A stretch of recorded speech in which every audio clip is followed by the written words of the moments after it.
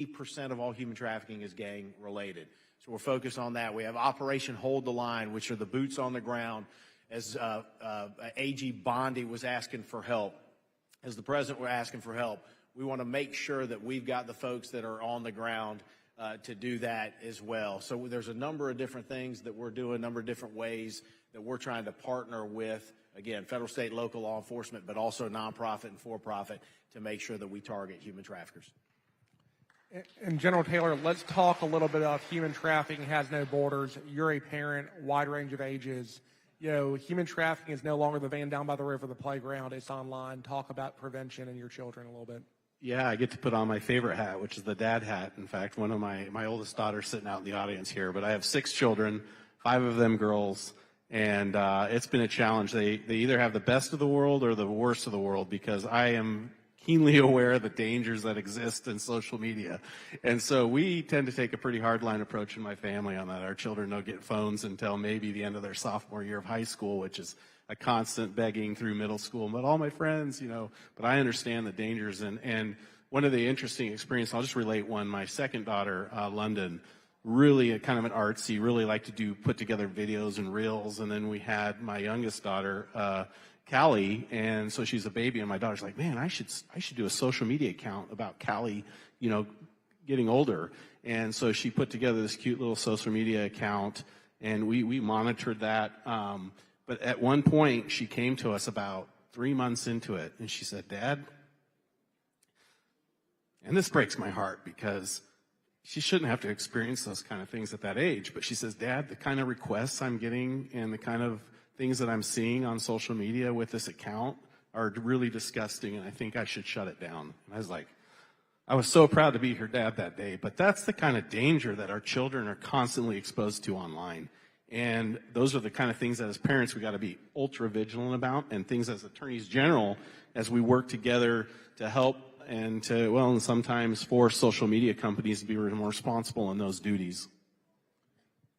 You know, and I think General Carr, the first time I learned of this issue, I was going in to be a chief of staff in an AG's office. It was at an AG meeting. There's a victim from Michigan, middle-class girl who was trafficked in high school by the founders of Cheetah. Human trafficking is an enterprise. It's an industry.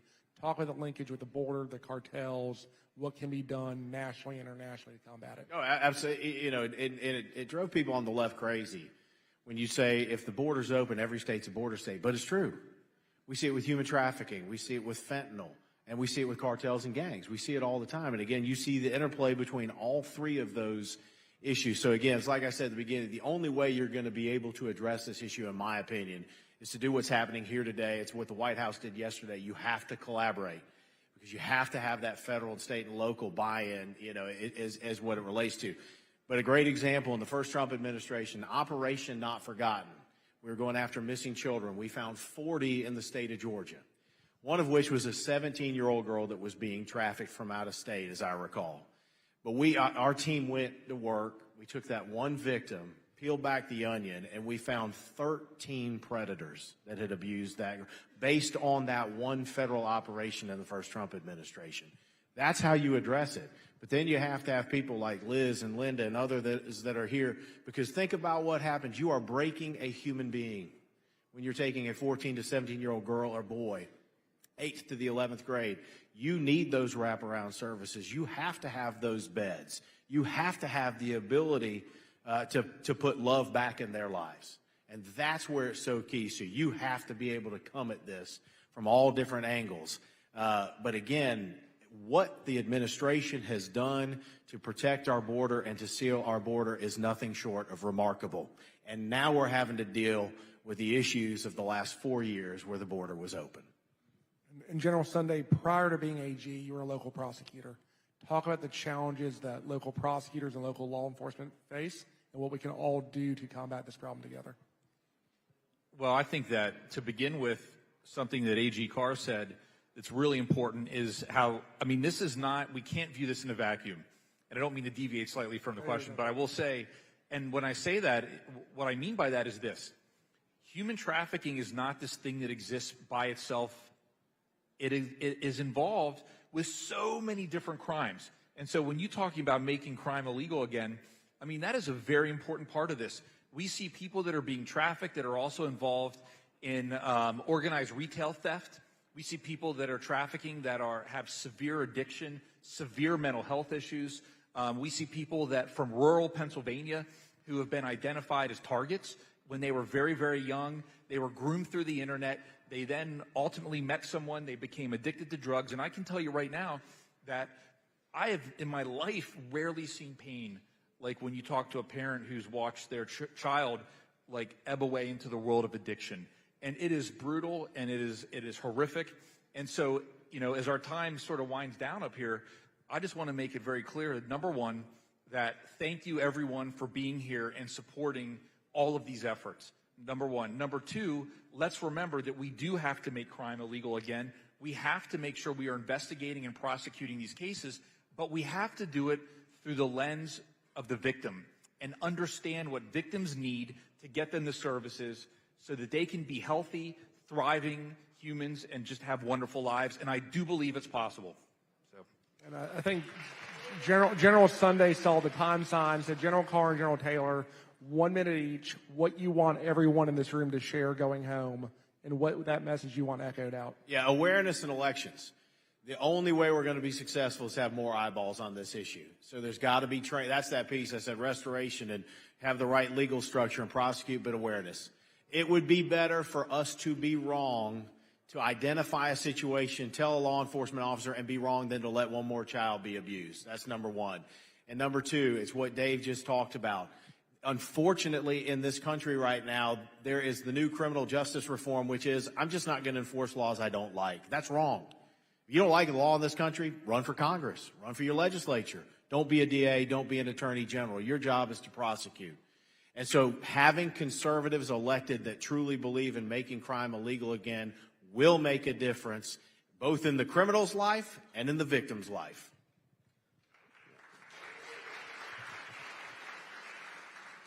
Amen to that. I think another key is just keep the pressure on. You wouldn't think it, but it's interesting. As I pushed hard on this issue in Alaska, I have heard multiple comments back from law enforcement is like, I provide them the cover they need to go after these human traffickers.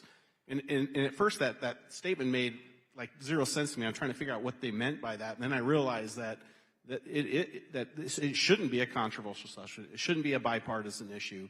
We should absolutely make crime illegal again, right? And we should hold these traffickers accountable. So my message to you is keep the pressure on, keep talking to local law enforcement, see something, report it, because we need all the help we can get. We need all the backing we get to take this on and to be successful. And before I give the microphone back to Frank Russo, I want everyone in this room to grab your cell phone, open your social media that we talked about awareness, follow at Republican AGs, follow General Sunday, follow General Carr, follow General Taylor. We need your support to make crime illegal again.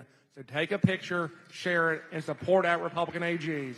You know, unlike Congress, we don't only talk, we act, we fight, we win, and we save lives because these men are women in their offices every single day. So thank you.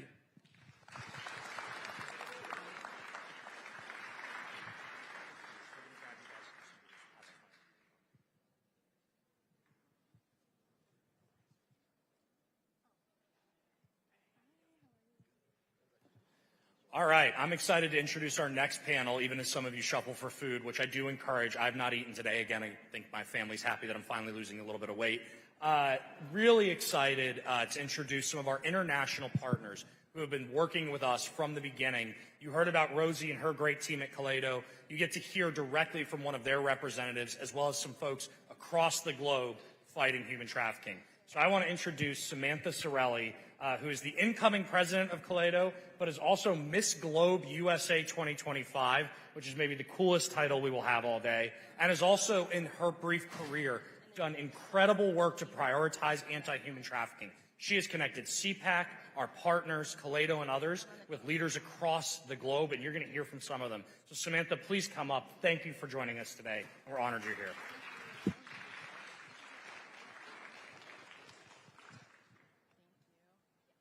Well, thank you so much, Frank. It's been an honor getting to work with you and your team.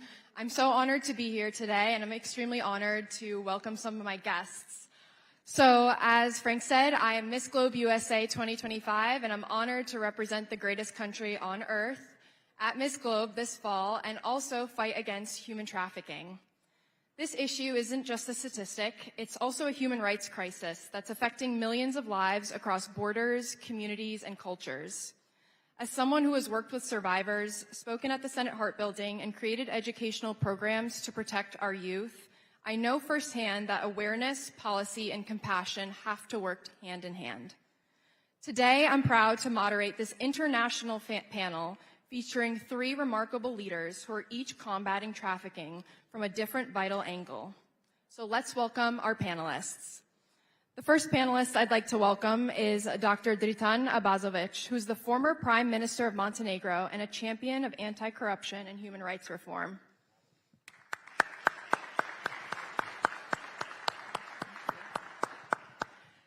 I would also like to welcome Alejo Campos, who's the Director of Crime Stoppers Latin America, which uses intelligence and community engagement to disrupt organized crime networks. And I would also like to welcome Dr. Moises Resnick, who's the founder of Dolorfin Ministries, which provides trauma care, chiropractic work, and spiritual healing to survivors. Well, I want to first of all say thank you guys so much for being here today and traveling from across the globe to be here and talk about this very, very important issue. So thank you. So I'm first going to start off with you, Dr. Abazovic. As the former head of state, you understand the systemic challenges in combating trafficking. What international or governmental gaps do you see most exploited by traffickers, and how can countries strengthen cross-border collaboration? Thank you, Sam. First of all, it's my great honor to be here. I coming from Montenegro, which is not so big country, it's a small country, but it's really great when you have the possibility to share experience with friends from Latin America, from US, from Europe, from all around the globe about something which is question of humanity. First of all, organized crime don't have the nation, don't have religion, and is the evil which is present in every single country. The duty of every politician, but not only politician, but the ordinary people, is to fight against organized crime. In our country, we have a lot of problem with the traffickers. Not just human traffickers, but the trafficant of narco, of smuggling cigarettes, or different kind of things. And what was my big achievement is that we finally, after 30 years, starting to deliver results. It was impossible to do that without partnership with the big countries like US and using the international expertise of Interpol and Europol. What I see like a most problematic thing, the most problematic thing is because corruption is involved in every single institution. Corruption is involved in the court. Corruption is involved in prosecutor institution. Corruption is involved in police, in civil society, almost everywhere. So people who dealing with these kind of things, they have the network almost everywhere. What is the strategy? What is how we can deal with this? I heard a lot of good proposal in the morning, and probably in this panel we will hear some of the options. But for key thing for our countries in the region of Western Balkan, I think it's to implement the anti-mafia law. What is anti-mafia law? I think that we should really catch the property of the people who are directly connected with the organized crime. The idea of implementing anti-mafia law is to keep that kind of people without resource. Because what's happened in my country, and I think that is also in the region, maybe when you have the action against the traffickant, you put them in the jail, but the family, the friends of that person, they have the millions of euros which using for corruption, for the lawyers, for different kind of things. And the end of the day, they find a way to go out, and state don't find a way how to combine that in something what we can say that is sustainable and is good. So I think that implementation of anti-mafia law, it's something what is crucial for the country in the region. And not to spend too much time, we prepared that law in Montenegro during my mandate in the office, and I think that now we have we prepare also the society, also the public opinion, what is that important. So I think that this can be something very useful for the next period. Thank you so much for sharing. So my next question is for Mr. Alejo Campos. So I know you work directly with intelligence and anonymous reporting. What role does community engagement and public awareness play in dismantling trafficking networks, and how can it be better utilized in Latin America and beyond? Thank you, Sam. And first of all, thank you for Kaleido organization and CPAC and Rosie Orozco, I think she is there, to invite to us to come to here, to Washington, D.C., to talk about that. I think it's too important to have the space, to have the opportunity to share with you a lot of information we have from our countries in Latin America and the Caribbean. I am the director of Crime Stopper for Caribbean and Latin America, and we are working with with all the law enforcement system in our countries, and we share a lot of information about human trafficking or smuggling with the local authorities or the national authorities. You know, there are 50 million victims around the world, and this morning the senator said just 1 million are here in the United States. And all the victims maybe are waiting for us to be saved. And we have a big power right now to try to save them. And the power is the information. And maybe all the people in our countries have a lot of information about a possible victim in anywhere, but they don't have the trust in the local authorities to share the information. So we have anonymous channel to receive a lot of anonymous information about human trafficking, but smuggling, drugs trafficking, illicit trade, as you said, or money laundering, on corruption, because at the end, they are the same criminal structures working with different crime. For them, for this criminal, a person, a woman, a child is just a commercial product to be sold and resell and resell. And for them, there is just a common thing in all these kind of different crimes, and it's the roots and the markets. From Latin America, they are coming a lot of victims to different countries, to different regions in the United States, on Europe, on Asia, and there are the same route where that's the criminal organizations are using to move cocaine or illicit goods. They are the same routes. So they are connected. They are working together.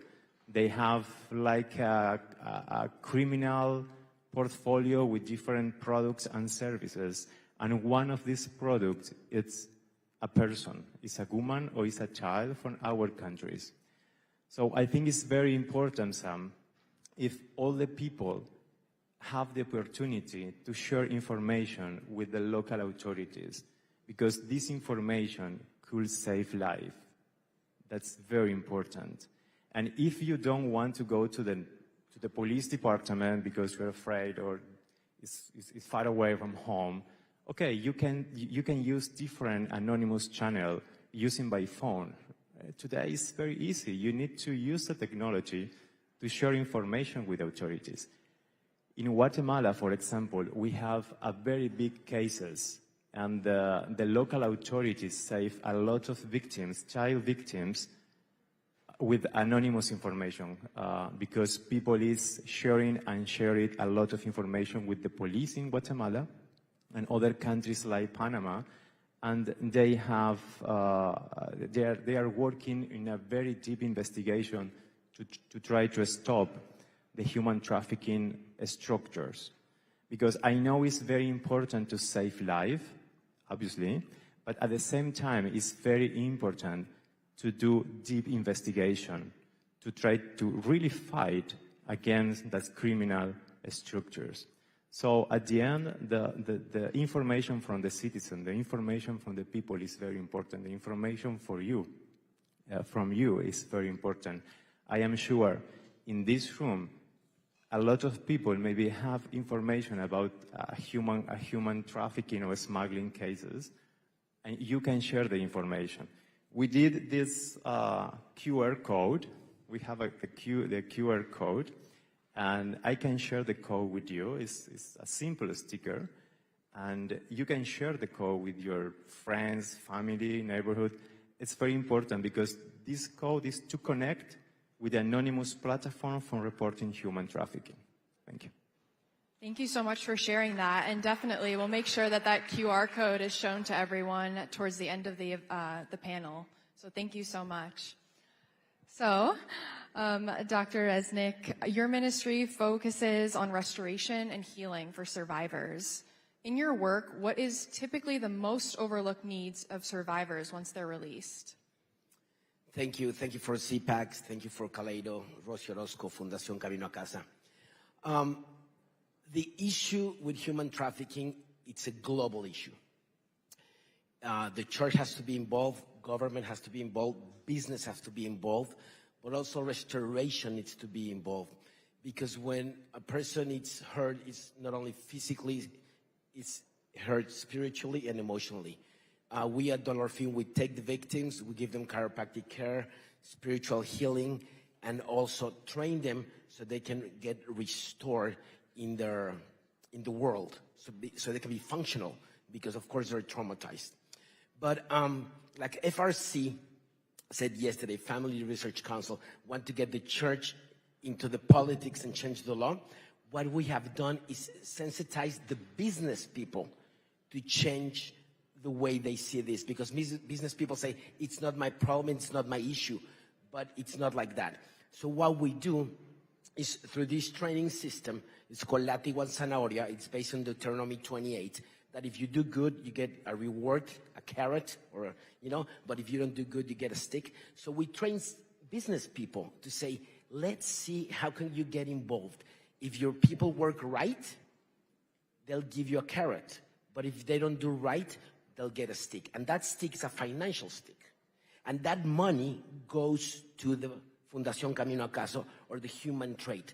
So people get trained to do the correct way, to do the right things at the right time, at the right moment, at the right way. And if not, that financial consequence goes to bless somebody else. So business people get trained, they get better results, better teams, but also they bless people that they cannot have the financial situation to help each other. So business people get sensitized to help, because this is a global problem. It's a business problem, it's a church problem, it's a government problem, because it's a human problem. And who saves one life saves the world. That's what the Talmud says. Absolutely. Thank you for sharing that.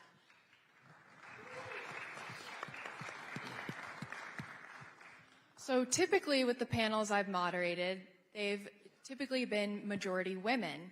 And so this time, for the first time ever, I'm moderating a panel of just men. And what I think is so special about this is that we do need men who are leaders in this movement and who are using their voices for change.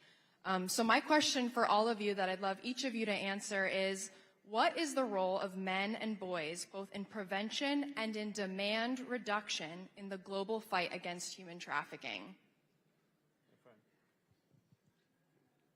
Maybe we are on the stage more men, but I think that in the capital are more women.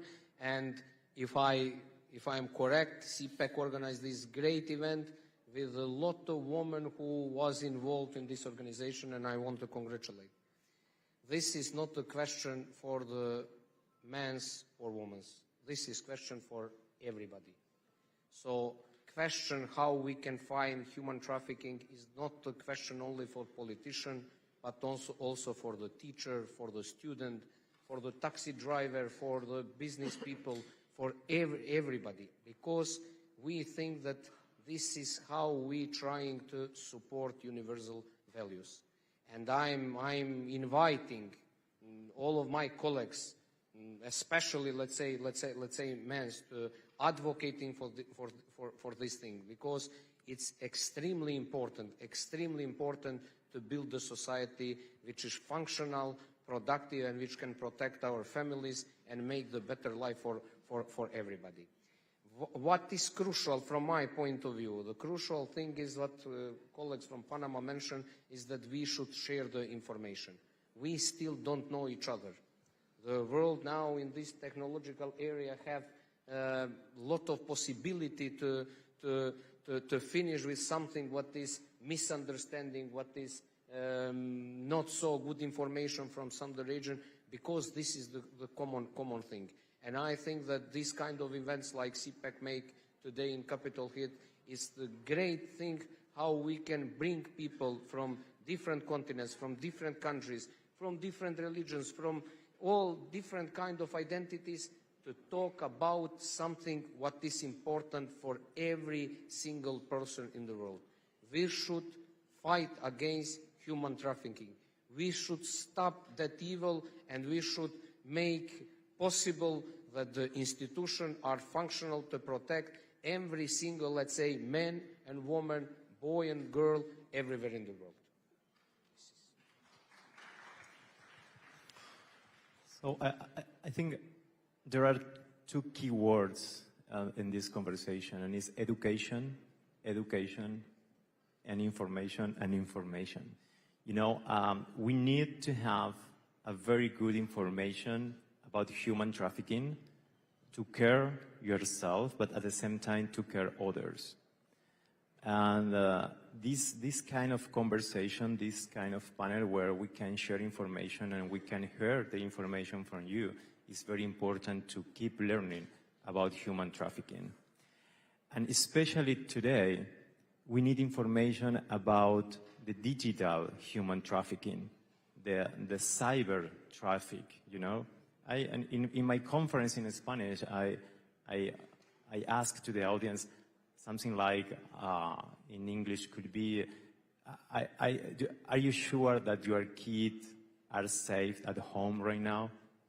Because your kids are at home in the bedroom with tablets, with iPhones, with a computer, with a lot of digital tools.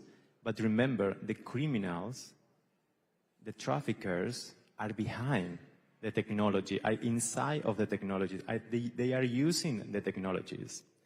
And our kids are not prepared to stop the criminal in the social media, in the video games, in the different apps. And the parents, you and I, we are not prepared as well to understand this new digital environment, because we are a different generation. I am talking about me. But we are a different generation, so we need more information about how the criminal structures globally are working on the digital area. So for me, the information and education about that is very, very important. Thank you, Alejo. Sam, that's a great question. There's a big issue of values in males. We have lost our values. We are the #1 consumers of pornography, of street bars, and other things. If there's consumption, if there's demand of the product, there'll be suppliers. We need to stop as fathers, you know, educate our kids, educate our enterprises, our companies in values, because you don't know that girl that is dancing that night, what's behind that. So we need to sensitize males about consuming sex outside of your marriage. God made a woman and a man so that we can be together and be fruitful and multiply, not outside the marriage. So we need to sensitize. We need to sensitize our kids, and we have to be strong and courageous and stop this issue, because God forbid anybody, it's liable to do this. Absolutely. Thank you guys so much for sharing. So one final question, just to close this up. What gives you hope in this fight, and what message would you leave with other young leaders and advocates who are going to be watching today? What gives us hope? I see hope everywhere. And I see good people around me, I see the hope. We should never be pessimistic in the concept, because in the end of the day, the good will win. But what is our duty is to work for that. And my call is for the young people, young leaders, everywhere around the globe, just follow your dream, believe in better world, and advocating for the human rights everywhere around the globe. And in the end, I think that we will live in much more optimistic world. Maybe today it's not looking like that, but the hope is inside of us, and I think that we should just share the positive energy and optimism everywhere.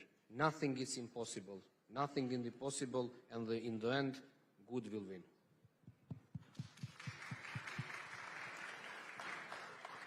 Oh, I think keep working and keep working. And I loved that expression that the Secretary said this morning, justice and love. Justice and love, and keep working. I think it's very key to think about that. Thank you. Thanks, Alejo. You might not change the whole world. Might not. Even Jesus didn't change the whole world or didn't heal everybody. But he changed with 12 people. And of those 12, if I ask you the name of the apostles, you might only remember 3, because 8 of them didn't know and 1 betrayed him. So it doesn't matter what your team it is, you can change the world with 12 people, because that's what he did. So don't deny the power of your word. God didn't make a perfect world.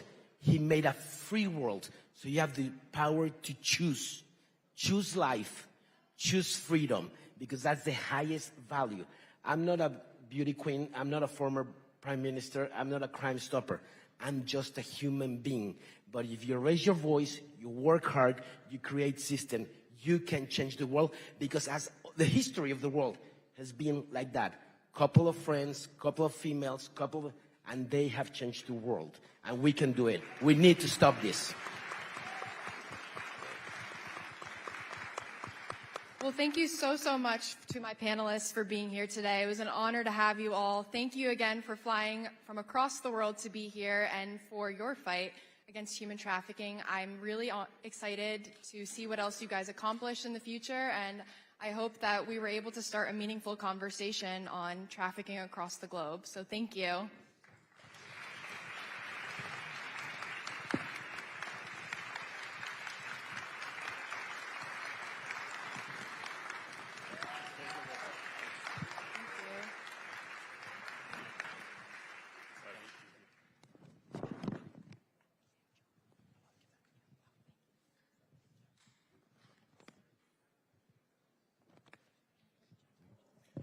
Well, thank you all for listening to what was an incredible panel about our international partners. I think the hardest part is they had to translate themselves to make sure that they could do it all in English, and they were willing to do so that you all got a message that this is not just an American problem, it's an international one, but most importantly, we can't solve it without our international partners. So our panelists really took time out of the day, some flying from across the globe, to be here with us, and I'm just honored that they were willing to deliver that message. I'm excited for our next few set of speakers. You're going to get to hear over the next hour directly from President Trump's administration. You're going to hear about what they're doing, like you did this morning from Secretary Noem, on how they are combating human trafficking and how they are ensuring that we are a leader in this fight and that America is not a place where traffickers feel comfortable. So before we get to our good friend Tom Homan, I'm excited to introduce my good friend Kevin Malone. Kevin Malone currently serves as a senior advisor at the Department of Health and Human Services, specifically in the Bureau for Children and Families. His specific focus is anti-human trafficking. But Kevin is not just your typical government appointee.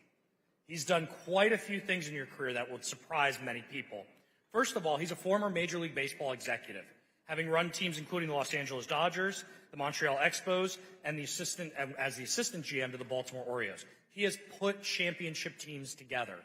Even if it is the Dodgers that beat my Yankees last year, I'll accept the fact that it's still pretty cool. But not only that, Kevin had every chance in his life to take a step back, bask in the success at the sports level, and instead he decided to get involved in this fight, and actually get involved in this fight in a way that affects men and boys of all ages.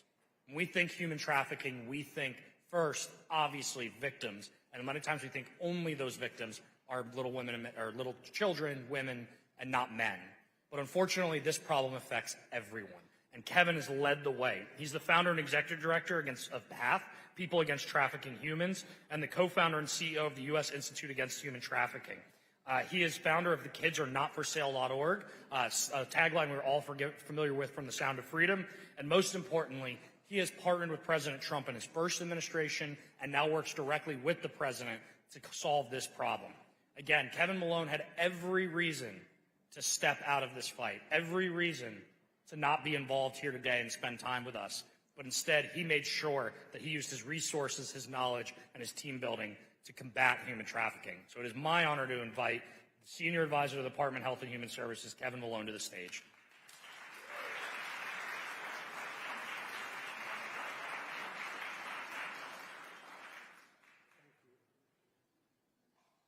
You want me to, Frank, we're going to use this mic or this?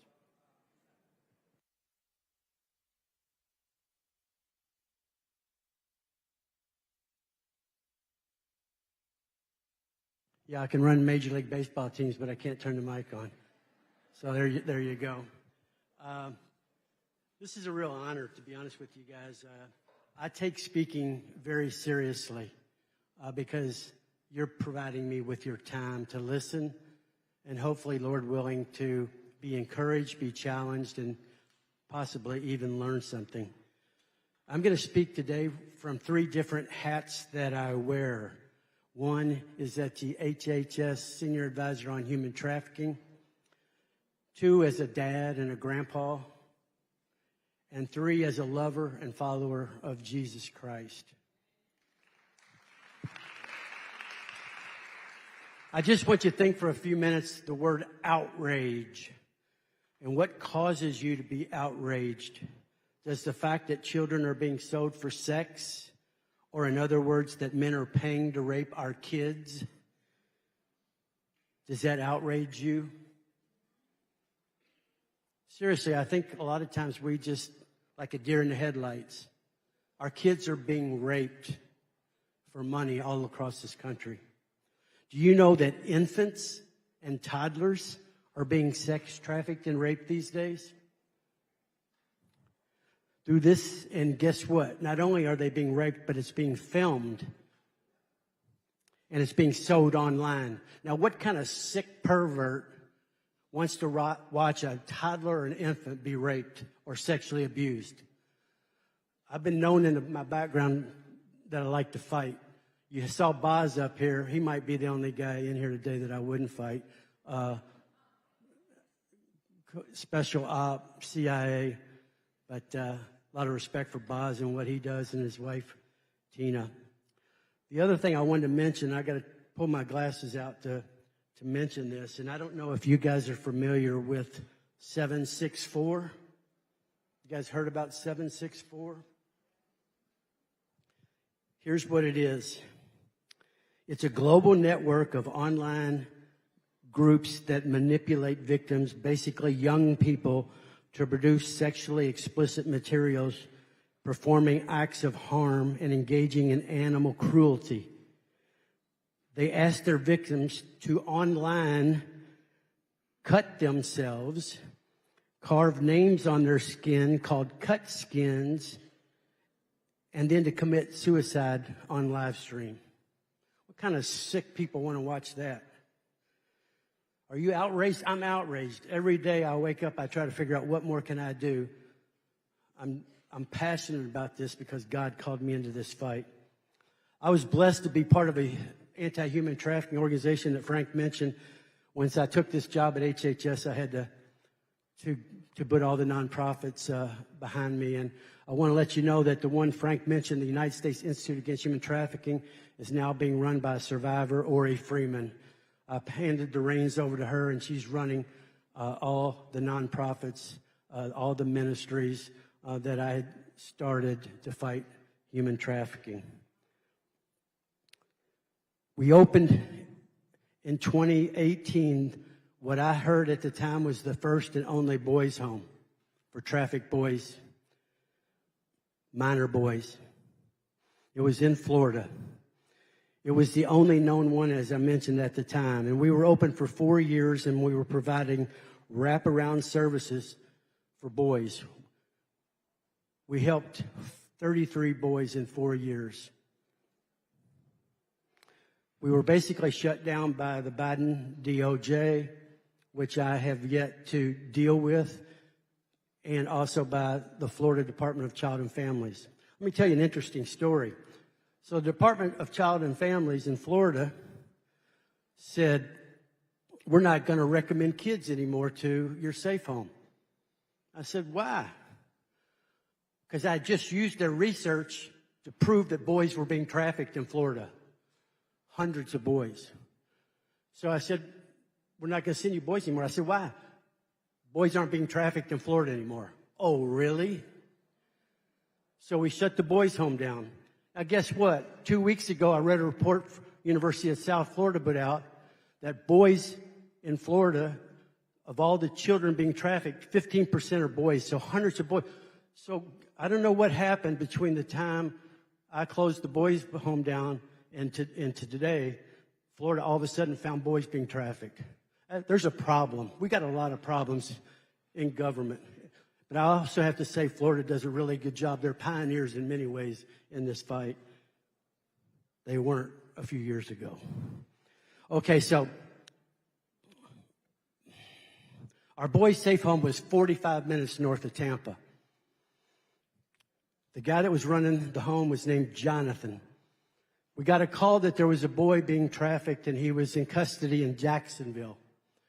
So Jonathan drove up to get him, picked him up. His name, I'm going to call him Mikey. Mikey came out to get in the car. All he had in his hand was a black garbage bag with everything he had or owned in his life. First thing he says, he looks up to Jonathan and says, "Are you safe?" We found out that his father had been trafficking him, selling him for sex since he was 4 years old.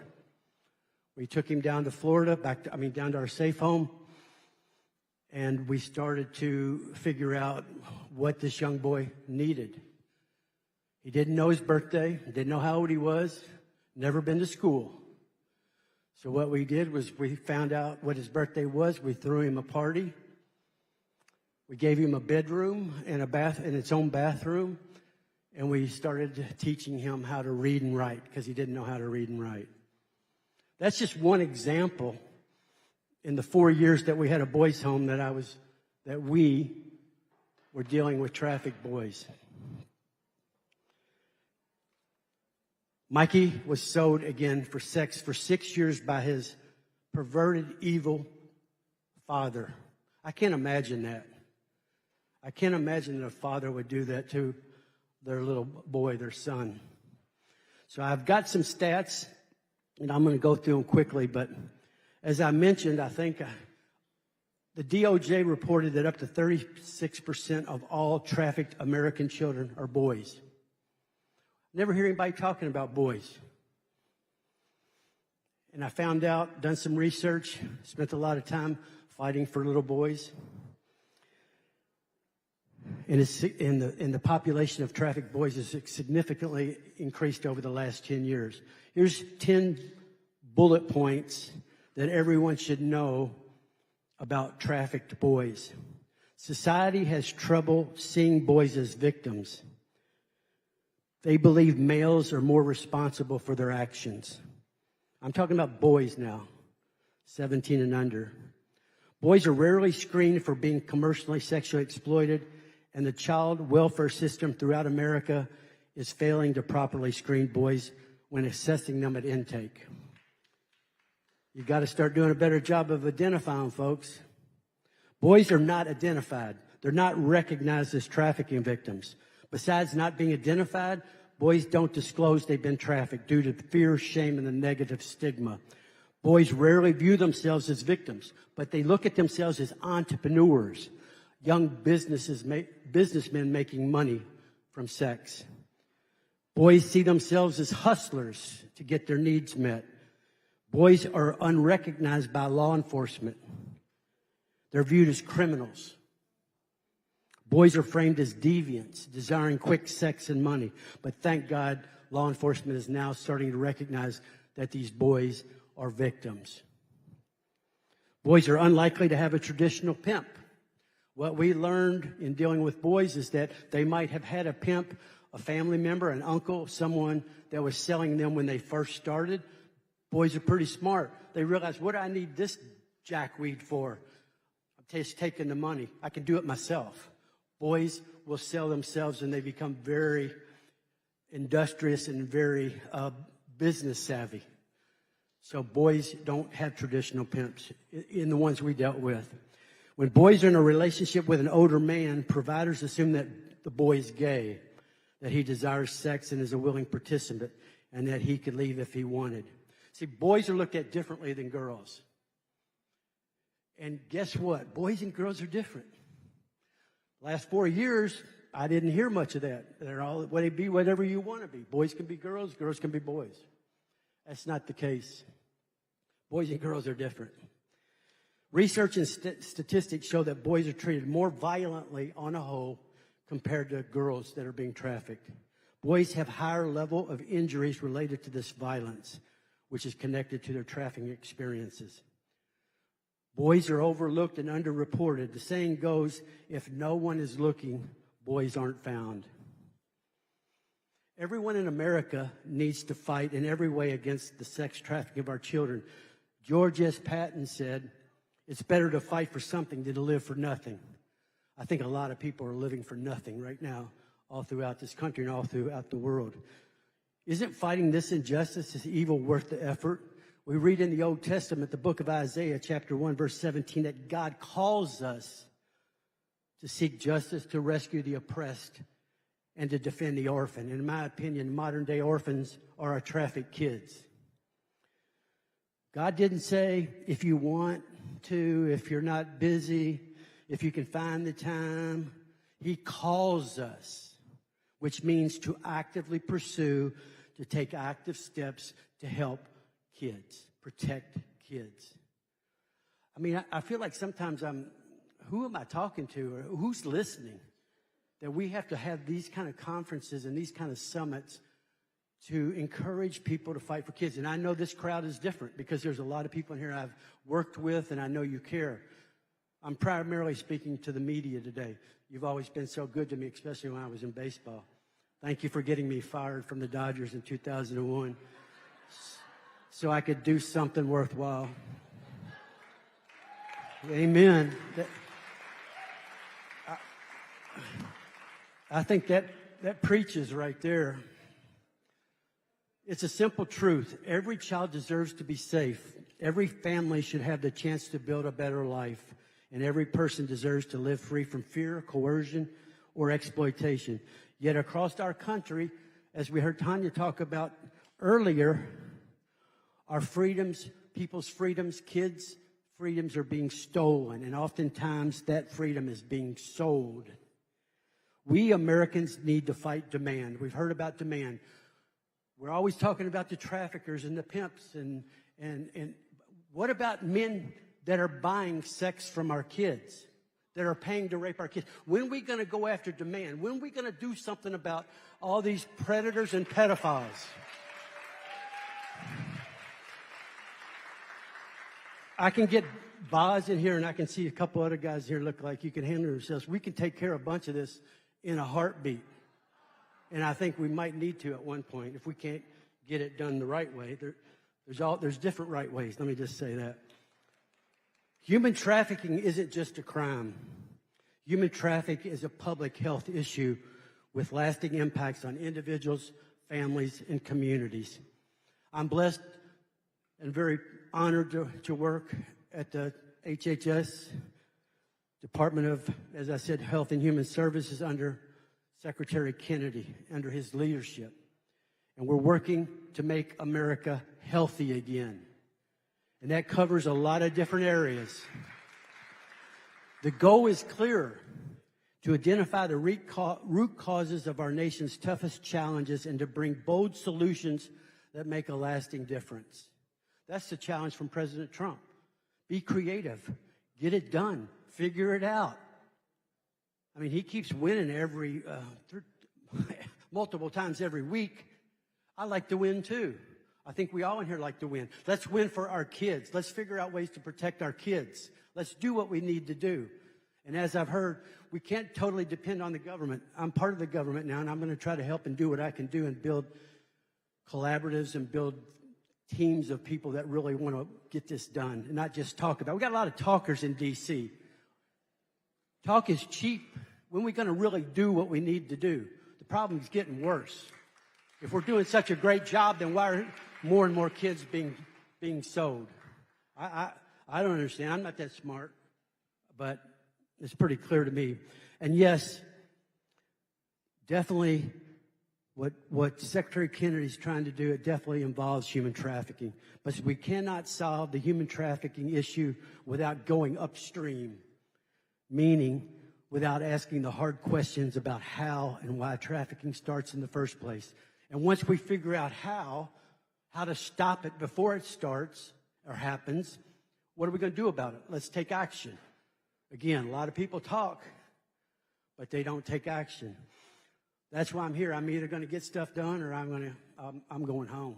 I'm going to get it done with the help of everybody in this room or people that want to fight this fight. We're going to get her done, as they used to say in the South. We can't just respond after the damage is done, after someone is harmed, after a family is broken apart. We need to strengthen the systems that protect people from exploitation in the first place. That's the vision of MAHA.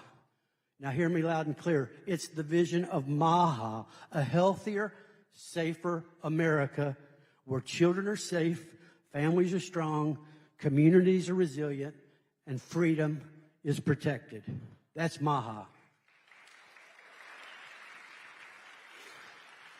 I'm blessed to work in a department called the Administration for Children and Families. It's a division of HHS, and I work with some amazing ladies called from OTIP, the Office of Trafficking Persons.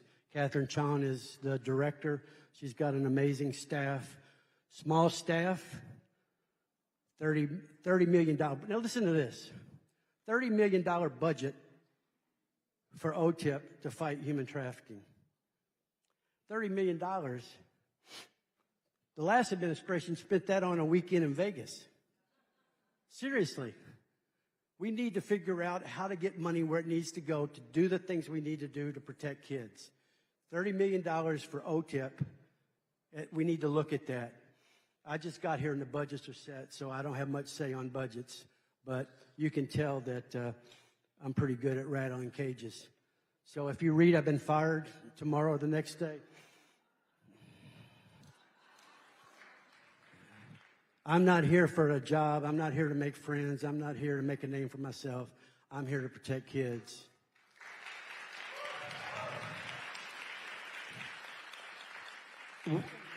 At the Administration for Children and Families, the best social program is a family. And the best economic program is a job. We're building a strategy that centers on strengthening social connections and economic opportunities. That is why we're approaching trafficking as a public health issue. It's a public health issue, and we're going to focus not just on intervention, but on prevention. ACF's efforts, that's the American Children, and I can't say it every time, ACF's efforts span this full spectrum of issues, whether it's helping a young person aging out of foster care, supporting a survivor of domestic violence, or removing barriers to employment. Traffickers don't prey on strength. They prey on the unmet needs of individuals who are seeking connection, employment, and opportunities to leave challenging circumstances. When we meet those early needs, traffickers lose their power. At ACF, our approach is comprehension. I'm sorry, it's that, but it's also, no, that's the right word. I was thinking, I get going, my mind goes on bunny trails, so please keep me focused. My wife's always kicking me under the table. Hey, get back on track. We're raising awareness through campaigns at ACF called Look Beneath the Surface, which equips everyday Americans to recognize the signs of trafficking and online sexual exploitation. And we connect people to help. We're also addressing technology-facilitated abuse. Have you guys heard of that? I mean, that's something you need to be aware of. Not only the human trafficking, but what's going on online with the sexual exploitation of our kids. Because traffickers aren't limited to in-person contact anymore. They're using group chats, gaming apps, social media DMs, and other platforms to find victims, exploit vulnerabilities, and use technology to amplify harm and increase profits.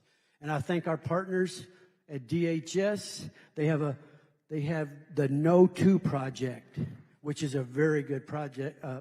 Very good. I was over at HSI the other day. They're doing amazing work. We've got some great people in the fight. So a lot of the agencies, federal agencies, they're trying really hard. They're working really hard. And I think the next 3 years, we're going to see a lot of difference made. We at ACF are investing in the prevention tools that empower families, tools that give parents the confidence to talk with children, their kids, and kids the confidence to speak when something feels wrong. ACF, OTIP, the Office of Trafficking Persons, Catherine Chan and her team, they fund school-based programs that teach young people to recognize risk, and they've had tremendous success. And for those who have experienced trafficking, we provide access to wraparound services, housing, health care, trauma recovery, job readiness, and more. An example, Jane, a young woman who escaped a violent trafficker after he threw her from a moving vehicle. She connected with HHS-funded program that provided not just immediate safety, but long-term support, financial literacy, job training, and healing. Today, Jane's employed and building a life on her own terms.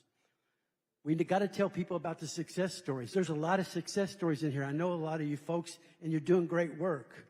People need to know about your successes. All we ever hear about is the negatives, the critical people cutting us down, cutting others down. We're also investing in frontline professionals. This is really important. I've been hearing about it a lot lately, not just from our department, but others.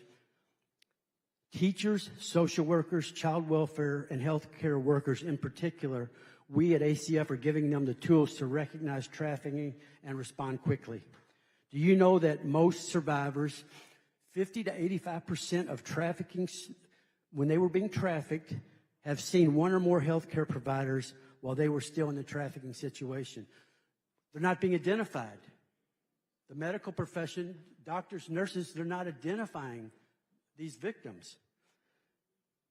It was never reported. I mean, they're seeing the medical. We're working on, and there's others working on this too. We've got to train our healthcare providers. Or do you know that traffickers proactively target children who have been abused? And just heard from the U.S. Advisory Council, it's a committee that is it's all survivors. Handicapped kids are now being targeted like never before. Handicapped kids. Also, those kids that are experiencing homelessness who may already be served by child welfare, school, or other youth-serving programs. And just like the health issue, the more we can train providers to screen for these risks, the better we can prevent or intervene early to disrupt trafficking schemes. Sarah, a high school student, was being trafficked by someone in her neighborhood. Her mother, desperate to help but unsure where to turn, reached out to the school staff member, who was someone had been trained through an HHS-funded program to recognize and respond to signs of trafficking. Because of the training, the staff member knew exactly what to do.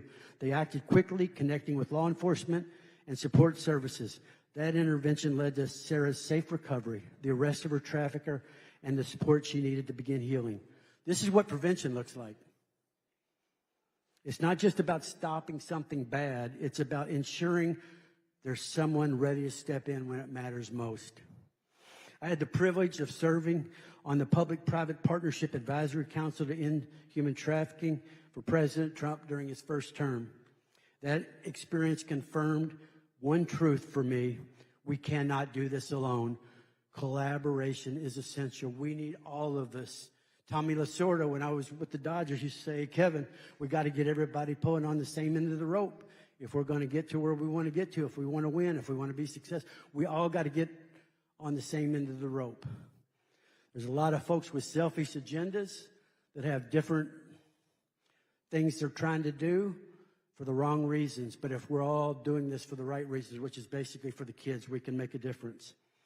I'm starting to wind down, so before I start telling me, because you got Tom Homan next, so I got to get ready. Government has a role, but we need faith-based organizations, businesses, nonprofits, and local leaders all pulling in the same direction. When we align our efforts, traffickers lose room to operate and people regain ground. One of the clearest needs survivors express is economic opportunity. Survivors tell us again and again what they need most is a stable, meaningful job. Not because it's just a paycheck, but it's a pathway to independence. It's a way to reclaim autonomy. Tanya mentioned that earlier. Build confidence and chart a future on their own terms. But too many survivors face steep barriers, trauma, employment gaps, limited access to training or education, and without an opportunity, the risk of re-exploitation remains dangerously high. This is where the private sector can make a lasting difference. We encourage businesses, employers to consider trauma-informed hiring practices, mentorships, and apprenticeships, support for survivor-led businesses, and training programs that build confidence and skills. Everyone has a part to play in fighting this fight and helping survivors. Whether it's survivors who are rebuilding their lives or young people who are high at risk to be trafficked, positive role models and stable relationships are powerful protective factors. They restore hope. They strengthen resilience. These efforts reduce vulnerability, but they also send a powerful message. Survivors are not defined by what they've been through, but they should be defined by their potential. When we work together, we build smarter systems, stronger families, and safer communities. As I get, I'm like sometimes like a priest or a preacher or a rabbi. I got a few minutes. You saw that. I don't know what it meant, but I think it's just a few. I'm going to go right to the good stuff to bring an ending. Woke up in the middle of the night, was praying, asking God, is there anything more I need to say? And here's what he gave me today. Mankind is in a spiritual battle called spiritual warfare. It's a conflict between good and evil. The Bible instructs us to put on the full armor of God so that we can take a stand against the schemes of the devil, against evil. We're fighting evil. That's what we're doing. Jesus said the thief comes to steal, kill, and destroy. But I have come that you may have life and have it more abundantly. When you talk about evil, we're talking about the devil. I know people don't want to say devil, but what happens when you put a D on the front of evil? What's it spell? It spells devil. Duh. All of mankind, all of humanity is broken. We are sinners. We're separated from God. Our loving God provided a solution, a way to be healed. The solution is Jesus Christ. Jesus died for our brokenness, for our sins, and he rose from the dead to defeat sin. And when we put our faith and our trust in Jesus, his sacrifice, his death, we are spiritually healed. We are in the right standing with God. That's the best. That's the gospel. That's the good news. That's what you need to hear. I don't care if you hear anything else. Hear that. You need a relationship with Jesus. And I learned, and I know Frank learned this. I'm closing with this because I know the Lord's Prayer. I learned it in Catholic school. When I grew up, I went to all boys Catholic high school, parochial school. The Lord's Prayer. Our Father in heaven, hallowed, honored, holy be your name. Your kingdom come, your will be done on earth as it is in heaven. Give us this day our daily bread and forgive us our debts, our sins, as we forgive our debtors. And do not lead us into temptation, but deliver us from evil. Lord's Prayer, I guess it's important. For yours is the kingdom, the power, and the glory. Pray for traffickers, even though I hate to say that. Pray for buyers, even though I don't want to pray for them. That they would have an encounter with Jesus, repent, turn away from evil. And let's pray for the trafficking victims for their healing and blessing. God bless you. Have a great day. Keep up the fight. Thank you, guys. Matt, look at this. Standing ovation. Thank you, Kevin. Well, we told you this morning that we were going to not just talk, it was going to be about action. And our next speaker, I think it's fair to say, pretty much intimidates all the right people on a regular basis. He has the world's greatest title and really one of the toughest jobs as the border czar. I give you Tom Homan. Come on out, Czar. Mr. Czar.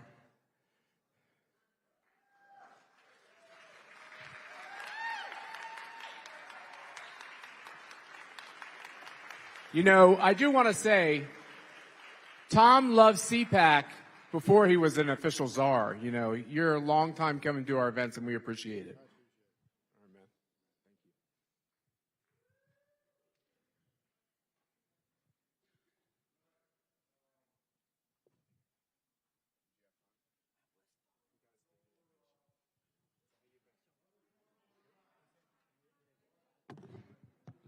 How's that? First of all, I'm glad to be back. This is the second time I unretired for President Trump, and I'm excited about it. So let's start this with Trump 45. When trafficking happened across the border, we realized trafficking was going on.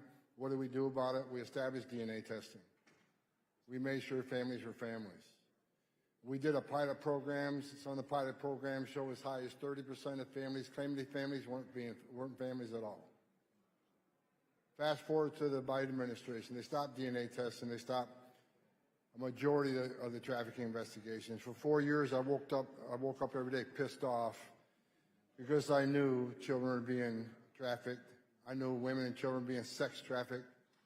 I knew children were coming across the border being released, the very people that paid to have them smuggled, that conspired with alien smuggling organizations to have their child smuggled, put their child in the hands of criminal cartels to be snuck across the border.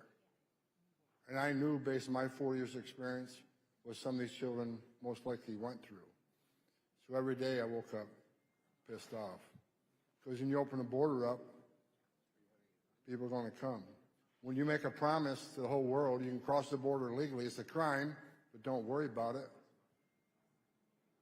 We'll release you within 24 hours, send you to the city of your choice with a taxpayer-funded plane ticket, put you in a free hotel room, give you 3 meals a day, and work authorization within 3 months. I knew the whole world was going to take advantage of that. The most vulnerable people in the world would take advantage of that giveaway program. And what did that do? It brought millions to the border, overwhelmed the Border Patrol. We're up to 70% of agents are off the line. Changing diapers, making baby formula, making hospital runs, making travel arrangements. 70% of agents off the line. There was several moments, actually many moments in that 4 years, where the entire sector of U.S. Border Patrol agents were pulled off the line to deal with overcrowding, processing, dealing with that humanitarian crisis. When you remove 70% of agents off the line, that's when bad things happen. That's when trafficking exploded to historic highs. That's when sex trafficking exploded to historic highs. That's when enough fentanyl came across to kill 250,000 Americans. That's when we went from 14 people on the terrorist watch list arrested during Trump 45 to over 400 under Joe Biden. So every day I woke up pissed off. So I couldn't wait to see President Trump win office back, because I knew we'd come back and we fix it, and we did.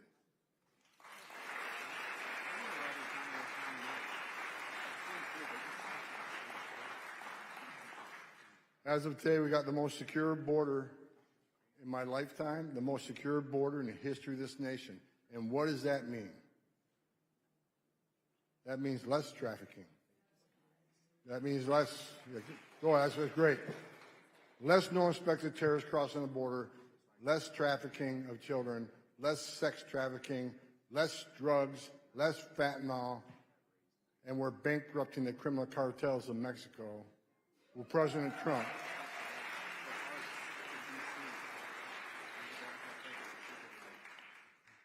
I said this before the election, and I say it again, and I mean it. President Trump will be the first president in American history to wipe the criminal cartels of Mexico off the face of the earth.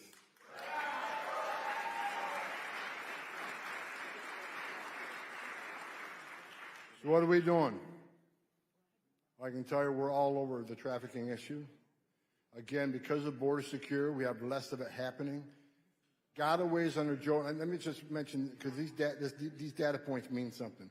An average day under Joe Biden, we had 1,800 known gotaways.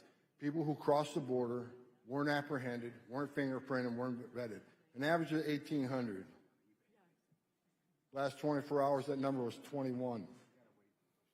Less gotaways. The reason there's less gotaways is because every single border patrol agent is on the line, vigilant, securing that border at the highest level ever. So there's not the opportunity, like was under Biden administration, for thousands of people to be trafficked across that border. Our main focus right now is not just make sure that border is the most secure we ever had, which it is now, is to find the thousands and thousands of children that were trafficked in this country, released to unvetted sponsors, and the last administration lost track of 300,000 of them, and they weren't looking for them. Another thing that pisses me off. What did President Trump do? President Trump committed to three things. When President Trump called me and asked me to come back, he wanted me to take control over three things. One, secure the border. Two, run the biggest deportation operation this country ever seen. And three, find these kids.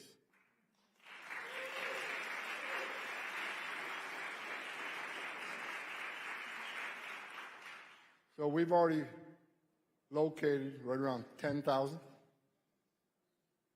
I'm not happy. We got a hell of a lot more to find. And I will do everything in my power. This administration will do everything in its power to find every single one of these kids.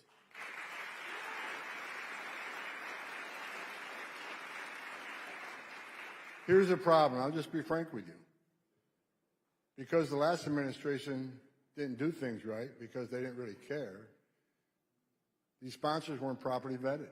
I'm finding out through whistleblowers that many of these sponsors weren't fingerprinted, identifications weren't verified. So I can find you all. You all have a digital footprint, right? You all own cars, you own homes, you got credit cards, you pay bills. We can find you. But children don't have that footprint. They don't have what we need to easily find them. So we got to count on the footprint, the digital footprint of the sponsors. And when they weren't properly vetted, their identifications weren't vetted, they weren't fingerprinted. Now we're working with data that's just terrible. I mean, many of the addresses HSI is showing up at are parking lots, grocery stores. I know there's one case where one man sponsored over 20 children. How the hell did that happen? The last administration didn't care. All they cared about opening the border up, bringing as many people as they can. Because they obviously thought they were future Democratic voters, but they also thought they'd be counted in the next census, so Democrats earn more seats in the House. They sold this country out for future political power, and they sold the children out. But President Trump has made a commitment that we're going to find every one of these children. We have HSI agents every day going across this country, despite what the media says, HSI is seeking down kids to deport them. We're seeking kids to save them. Some of these kids we have found were in forced sex slavery, sex trafficking. Some of these kids were in forced labor. You've read about them. Not all of them. Many of these children will be with families, safe. God help us, hope they all are. But that's simply not the fact. We have rescued children. We'll continue rescuing children every day. That's the facts you won't read about. I've actually asked for updated data that we'll hopefully get out in front of the presser in the near future. But I want you to know, every day I wake up, I look at the data, and I'm pushing as hard as I can. The White House president's pushing as hard as he can to make sure we're putting every resource available into finding every one of these children. And to permanently shut down sex trafficking and prosecute the animals that are involved in this.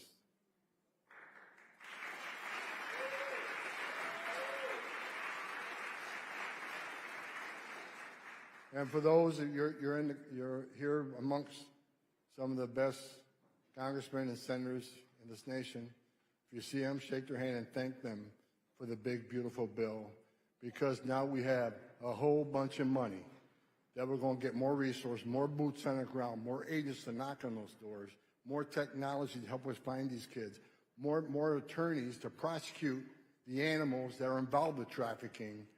So the big, beautiful bill, you think we're doing great things right now? Hold on tight and watch what happens in the future. So thanks for having me. I appreciate it.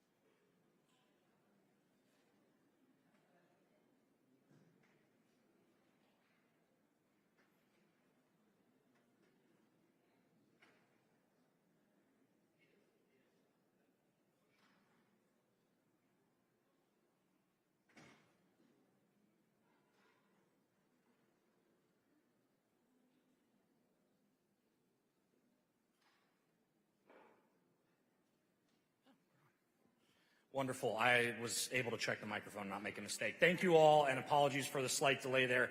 We're very excited to have a new addition to the agenda, joining us in quite literally 2 minutes.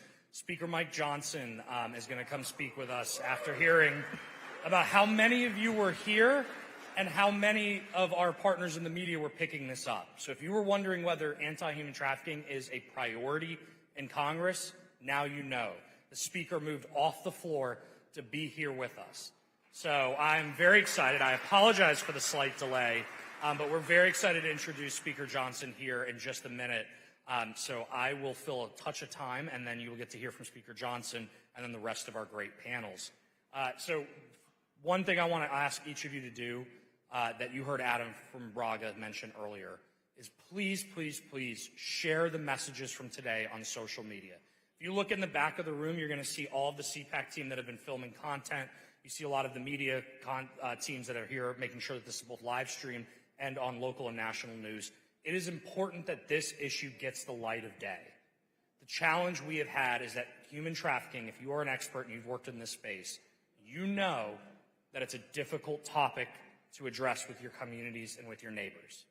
So we're asking you to help us in that fight. Talk about it the right way. Talk about the survivors. Talk about the people who need our support. And talk about it with your friends and let them know that they can make a difference. Whether it's locating businesses that have caused problems around your community, whether it's alerting law enforcement to the challenges, or joining an NGO, or helping at a house like Letitia's house in Virginia, you can make a difference. So we are really excited. Ask you to just stay put for 1 minute, and we'll be right back with Speaker Johnson. Thank you.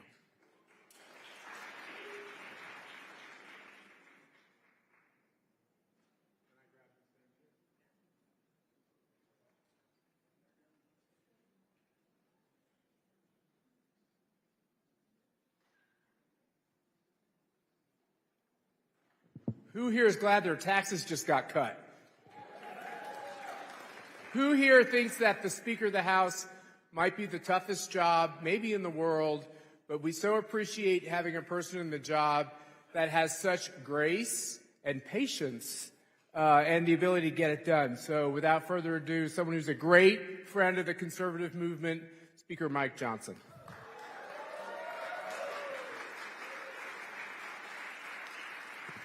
Thank you so much. Matt is a great friend. He knows that I don't come to you, I come from you. I came up in the conservative movement. I used to be the guy that carries all the briefcases around, and now I have one of my own. So grateful to be with you. I just wanted to come by for a very brief moment. This is a busy day on Capitol Hill. We got a lot going on. But there's arguably nothing more important than what you are involved in here today. It is an unspeakable evil that we face with human trafficking, the scourge that it has been, the absolute human catastrophe that has developed and had developed over the previous 4 years in the last administration, with a wide open border and countless numbers of people falling victim to this atrocious evil. So what we did in the Big Beautiful Bill is not just reduce taxes, not just cut spending, not just restore American energy dominance and restore us to peace through strength and common sense and strengthen safety net programs and all the rest. But arguably one of the most important things that we've done in our lifetimes is ensure that the border is secure once again, and we got that done, yes. I was with the president last night at the Oval Office, and he brought in all the House Republicans to do a little celebration for the hard work, for the amazing first 6 months that he has led us through, and the Congress being the most productive, arguably, and maybe in the history of this institution. We had to fix every single metric of public policy after the last 4 years, but there's none more important than this.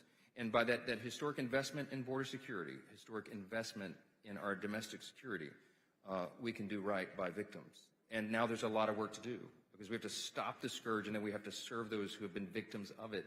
And I know you're doing such important work in that space. And I just wanted to come by and give my full endorsement to this effort, to pledge my support to you in any way that I can, to CPAC and Matt and Mercedes and the whole team.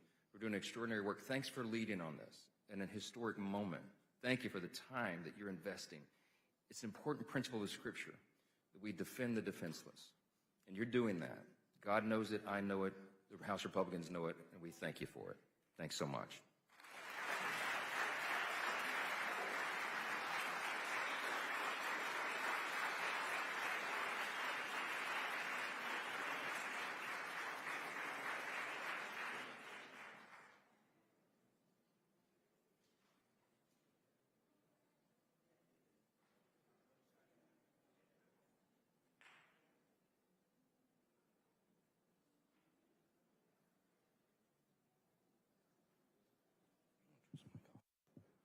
All right, I want to invite our next panel up. I'm really excited. We're going to welcome back to the stage Mercedes Schlapp, who is one of our leaders at CPAC. She refuses to give me the full credit, or refuses to take the full credit for starting our Center for Combating Human Trafficking. But the reality is we could not do it without Mercy.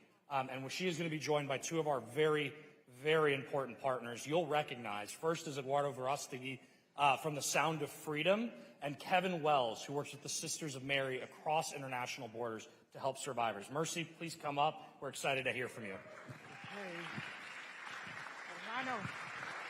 All right. How are we doing? Are you guys, seriously, this has been so powerful. It is so, so powerful. I just am meeting people from India, from Pakistan, from Brazil, Argentina, Mexico. You all are going to change the world. You all are going to save our children. So thank you, thank you, thank you. And with me, come on, gentlemen, are two of my most favorite people, which actually, I feel like Eduardo's like my brother. He's like my telenovela brother. Mi hermano de la telenovela mexicana. And Kevin Wells, who I had the great opportunity, he's a great writer who I met at Chalco, in Chalco, Mexico, at the home, in this incredible facility that saves thousands of girls' lives. And I really want to talk about what they're doing there. But Eduardo, let me start with you. You have fans here. Viva Mexico! Viva! But you know, you are such an inspiration. It was really that movie, that Sound of Freedom, as we know, that brought this issue of human trafficking to the forefront like I have never seen. Tell us, you've mentioned this before, but tell us what inspired you, why it was so critical that everyone, not just in America, but across the globe, that they understand this humanitarian crisis that we're facing right now? Well, first of all, thank you, Mercy. Thank you, Matt, for this invitation. Grateful to be here in Washington, CPAC. I met these great heroes 10 years ago in Los Angeles, California.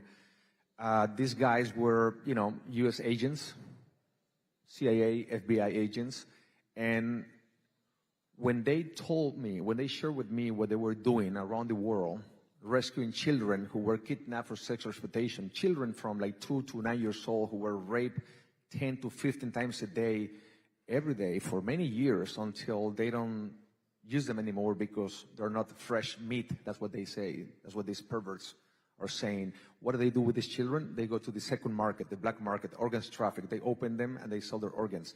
When I hear all that, and when they share with me that this is a global problem, especially U.S. and Mexico, U.S. #1 consumer of child sex in the world, Mexico #1 provider because of the location, I said to them, why, if you have the technology, the intelligence, the funds, the military, everything, why don't you finish this problem once and for all? And they answered me, because it's not a priority. And if it's not a priority, it's not in the agenda, we don't have a budget for that. Therefore, it's never going to end. Right. So what do we need? He said, well, I know what you need. You're the solution. No, we're not the solution, they said. We can save one child, 2, 3, 3,000. Thanks be to God. One is everything. Imagine that one is your children, your child, your son, your daughter. But Eduardo, this is millions of children. This is beyond us. We're not the solution. So what's the solution? We need a movement. We need to create a movement. Why don't we do a movie? Movie to movement. And that's what, opened my eyes, and I decided to make this movie. It took us 8 years. The first 4 years were the most difficult ones to make the movie, to raise the funds, to find the actors. Every actor in Hollywood said, they passed. You know why? But they didn't want to be involved in this movie. And so Jim Caviezel, I asked Tim, who do you want to play you? And he said, Jim Caviezel, but he's taller than you. He doesn't look like you. He's older than you. It doesn't matter. He has the heart to make this movie. So I called him. He said yes. We cast him. We went to Colombia. We filmed the movie. And when the film was finished, I said, finally, the movie's coming out. All the experts in Hollywood, they passed. They say, no, this movie's never going to work. They told me all the reasons why this movie never going to see the light. You're never going to see this movie in a theater. This movie's never going to come out. And so for 4 years, I was traveling around the world showing this movie to everybody until one day someone told me, Eduardo, in Mexico, 53 children disappear every day. So every 20 minutes, we lose one. 20 minutes later, another one, and another one, and another one. 21,000 every year. Why don't you use this film as an excuse to raise awareness in every state? Right. So I called every governor from my country, and I said to them, this is not a political issue. This is a moral emergency. It doesn't matter if you're left, right, up, and down. This is about children. So imagine this little house full of children on fire, and this fire truck comes from this direction, this other fire truck comes from this other direction, and this driver tells this other driver, this is my territory. No, this is my territory. No, this is mine. No, you want the commission. No, you want the commission. No, you. And when they finish arguing, the children are dead. Yeah. What they should have done is when they got there, bring the how do you call it, mangueras de agua, water hose, whatever, and, extinguish the fire. Save the children, and they continue with the discussion, yeah. Right? So I said, Governor, in real life, we're talking about thousands of children. I want you to host a screening of this movie in your state. Invite everyone, invite the press, and let's sign an agreement to end child trafficking in your state. All of them say yes. So that's what I did for 4 years with one hand. With the other hand, I was praying to God for an angel to come and rescue this film, and I hear a phone call from Angel Studios. They picked the movie. The movie came out on July 4th, 2023. Against Indiana Jones and Mission Impossible, and then the miracle happens. Hollywood didn't believe in the movie, but the people did. It was #1 movie, in history, independent films produced by a Mexican. Thanks be to God.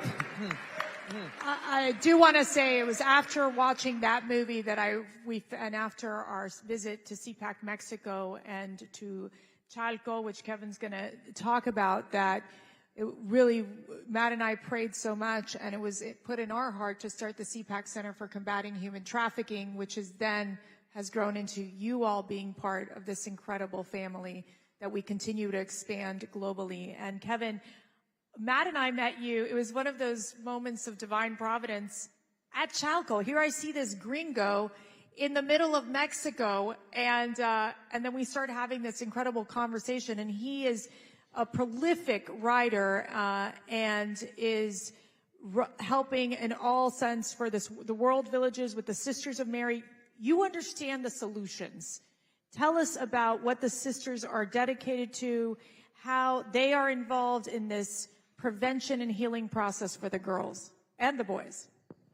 Thank you, Mercedes. Thank you, Matt. Thank you, Eduardo, for being in the trench.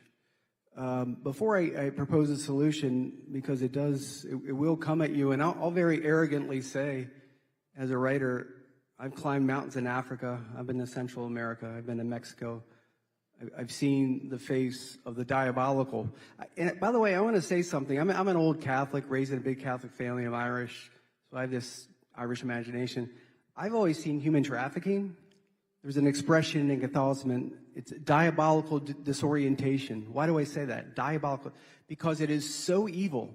And yet, outside of the folks in this room, what Matt and Mercedes brought together, it's not being addressed. And boy, does Satan rejoice.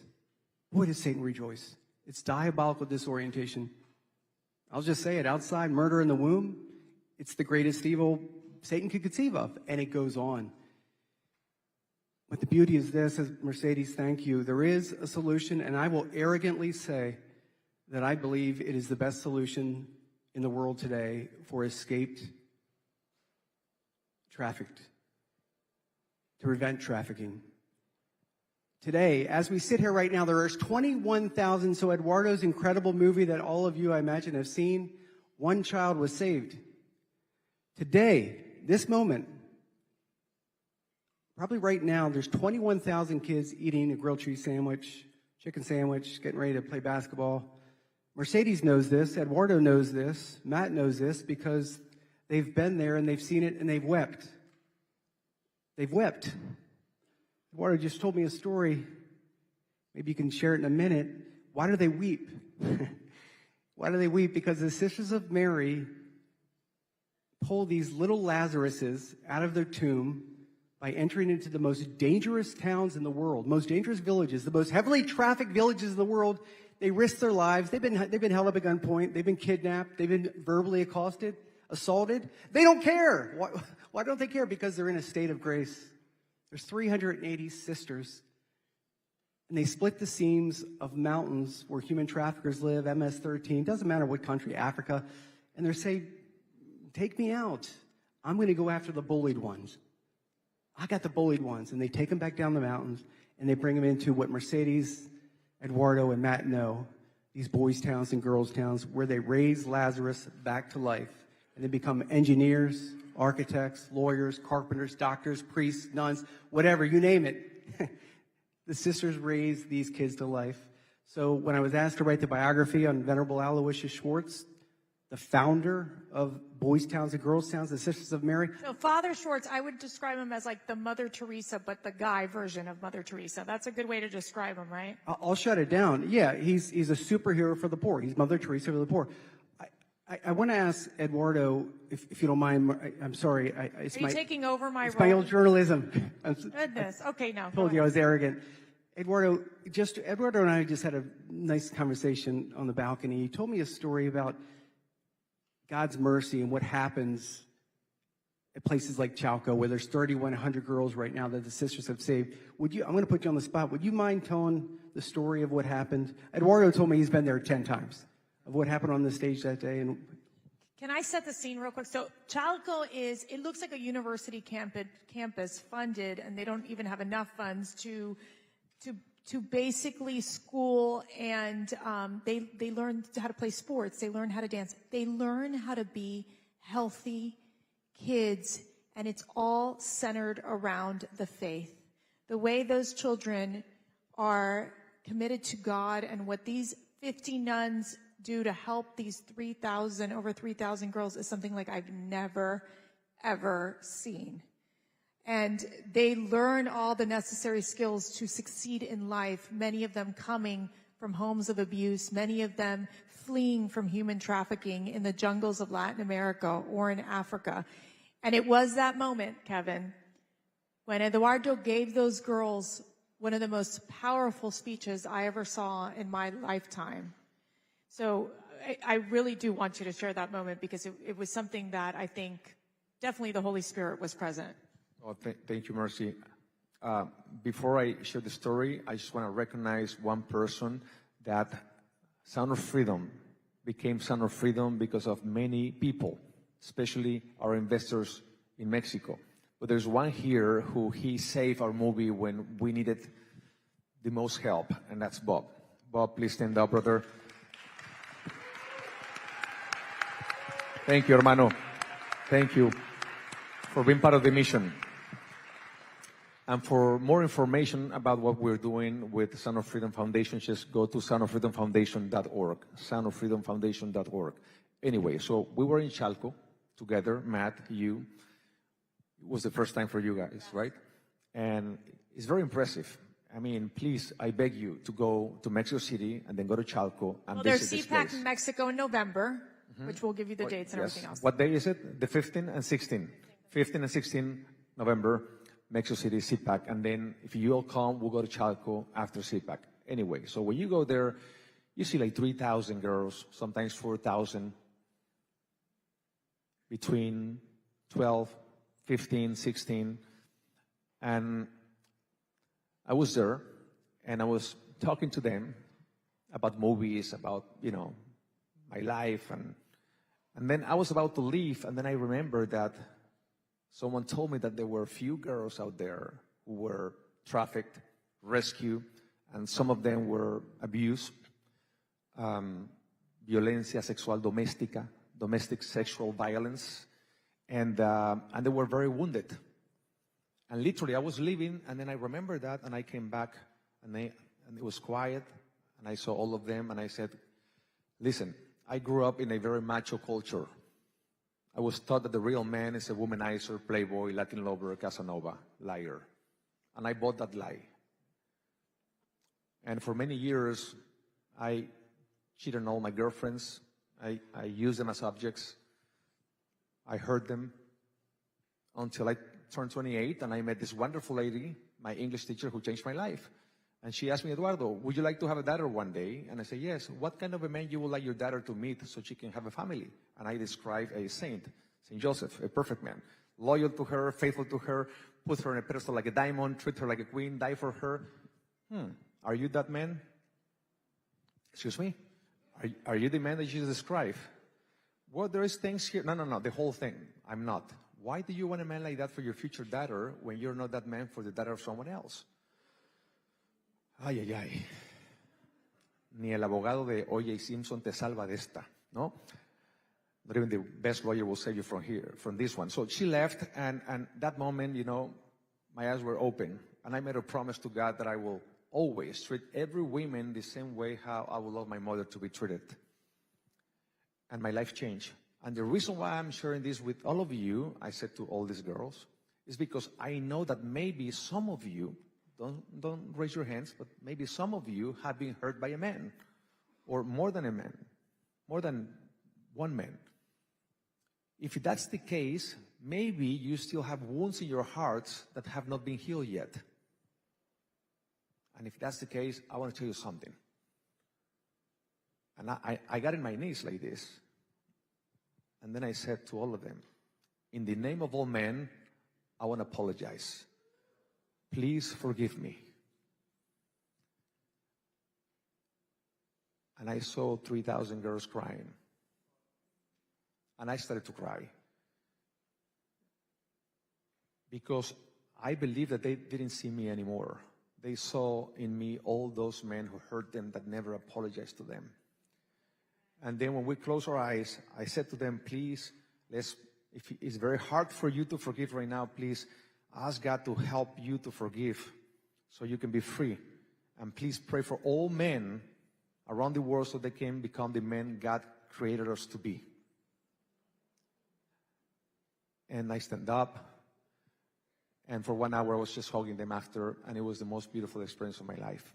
And that's what happened that day, Mercy. Yes. And the power of forgiveness, the power of forgiveness, you know? And I see all the way back there, Raul and his beautiful wife, Gabby, who we love so much, their family really is the one that supports Chalco and all these amazing girls. Raul and Gabby, I see you back there. Wave to everybody. They are truly just the heroes in supporting the Sisters of Mercy, of Mary. I say Mercy because I'm Mercy. But Kevin, I'm really curious here. Can a model like Sisters of Mary work in the U.S., right? There's this huge emphasis on foster care. Yes, we have maternity homes here, but is there a chance for these nuns, these incredible sisters, to come to the United States and bring their mission here to the U.S., where so many children are being abused or being put in a situation in foster care where they are, the parents or the adults are drug addicts? What is that possible? I hopefully I won't belabor your question, because that is the question. The answer is yes. It's yes, because they want to. They want to. Eduardo and I were talking yesterday. The Sisters of Mary want to be in every country in Central America. Where are they now? So they're in 7 different countries: Honduras, Guatemala, Brazil, Mexico, but they're also in Tanzania, Africa, the Philippines. But what has to happen first, Mercedes, and man, do I invite Frank and Kevin Malone and anyone who wants to come down, I beg you, I'll facilitate, come down to see what exceptionalism looks like. Like, give the sisters money, like whatever, they'll take care of the rest. They'll pull out the wound, they'll coach them up, they'll teach them, they'll die to themselves to raise these boys and girls up to life. But if you went down and spent 3 days and saw the work of resurrection, you'd say, man, let's get this thing to America. Because we got the hollers of West Virginia, we got downtown Chicago. Get this stinking thing to America, because it's raising children from the dead. It's real, it's raw, and I'm telling you, I believe, because I'm a writer, I'm a journalist, I write books and articles, I don't know anything that addresses human trafficking with this type of model throughout the world. Maybe there is. And Father Schwartz's story is so fascinating, because he lived, it was back in the 1950s after the Korean War, where he goes to Korea and finds about 100,000 orphans. Their parents died in the war. They were in the worst conditions. And what does he do after that? He was like Atlas putting every bullied kid on his back. He said, you don't have love, you don't have parents, they died in the war, get on my back. I'm going to build you boys' towns and girls' towns. So it began after the war, and because he was a superhero for the poor, it broadened. As Eduardo knows, God works with people in the trench, in the grind. So God took care of him. He gave his life to Our Lady, Mary, and Mary said, I'm going to keep getting you to build these humble kings of the resurrection. Today, there's 16 throughout the world.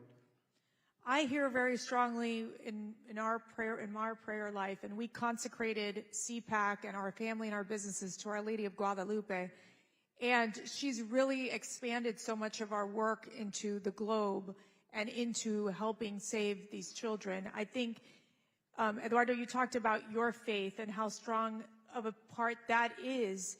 What do you tell other people here?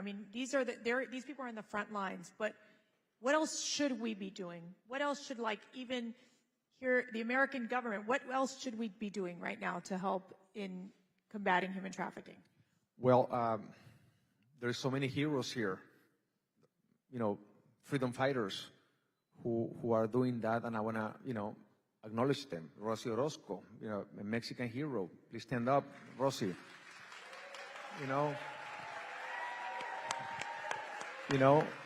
We have Nancy there. Nancy, thank you so much for everything you're doing. Matt and you. You guys just allowing us to bring CPAC to Mexico. You're giving so much hope to Mexico in this moment where we are kidnapped by this communist.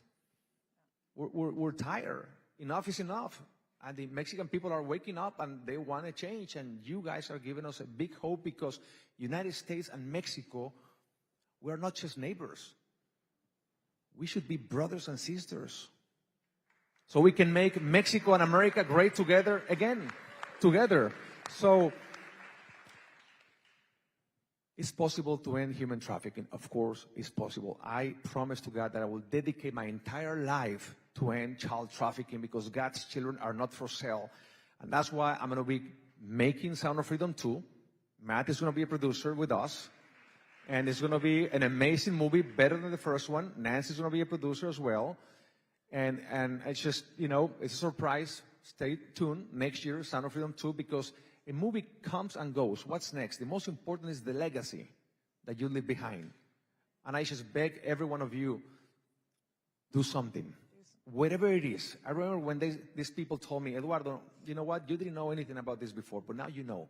And now that you know, we'll be very sad if knowing what you know, you do nothing. Yeah. Evil thrives when good people remain silent. So here you know. Please do something. Whatever is in your hands, ask God. Use me as an instrument to protect your children, my little brothers and sisters. And trust me, He will use you. He will use you. Kevin Wells, to wrap up this session here, this panel, your final thoughts, where you see this movement going, what needs to be done, why is the media continuously ignoring some in the media, because we have some great partners with us here, but some of the media just don't address this issue enough. Well, yeah, the media, I was a member of the media professionally for 10 years. They often do not see the forest through the trees, and the forest are kids that are being abused in unspeakable ways. So, I don't really see it. So we'll talk about other things. It's just minutia because they see it as too broad, too comprehensive, ideological. We all know that that's a lie of the devil. Again, diabolical disorientation. The media is like, that's the devil. Like, by the way, Satan hates this room. He hates this room because we're fighting him. So what I'll say, Mercedes, is this. I do think the answer is it's three things. It's awareness that it is a plague unlike anything we've seen. It is finding money from publicly funded money to build these centers of care that I've seen all over the world because it works. So build them. The sisters will handle it, or maybe other folks will. They get it. It's a grind. They're blue-collar martyrs. I mean, they are blue-collar martyrs. You got to die if you're going to get into this work because the wounds, you got to scalpel them out, and it takes years. And when you finally get that wound out, then the graces come in, and then you become an orchestral musician and an architect and a doctor. So awareness, money, build them, and the sisters will take care of it from there. I got information on the back. I have my biography. It's a free gift to you. Please go to the back table. You'll learn all about the Sisters of Mary. Yes, well, thank you all so very much. It's an honor to be Eduardo, my sweet brother, and Kevin Wells. Such a blessing, and we hope to see you in CPAC, Mexico, and then have a visit with us at Chalco, which is an incredible place. One last thing. I think the most important thing we can all do, please stand, is pray. So, because I know that there's Catholics, Protestants, Jewish, I want to ask you, if we can do 1 minute, just 1 minute, and then we'll leave in silence, asking God to end child trafficking. 1 minute. Close your eyes and let's ask God to help us to end child trafficking.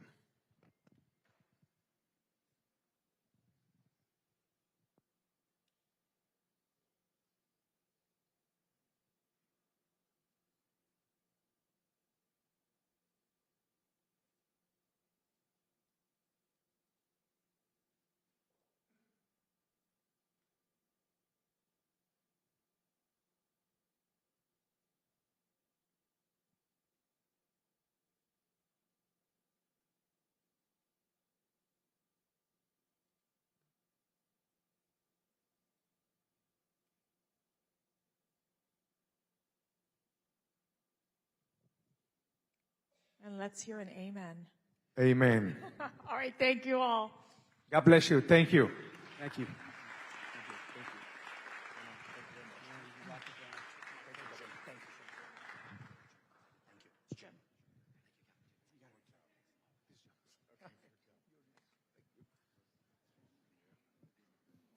Okay.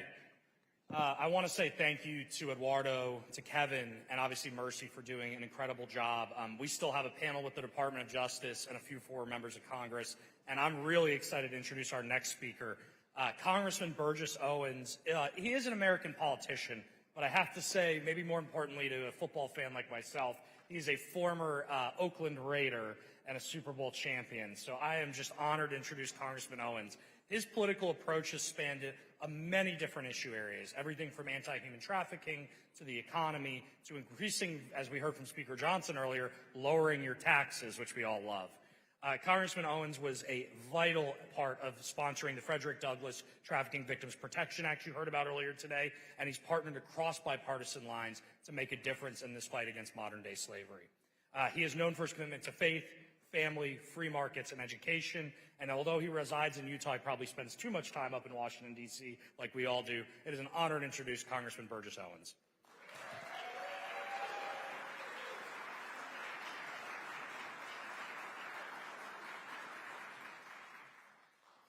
Oh, thank you, guys. I see some young faces out there, so I have to say this.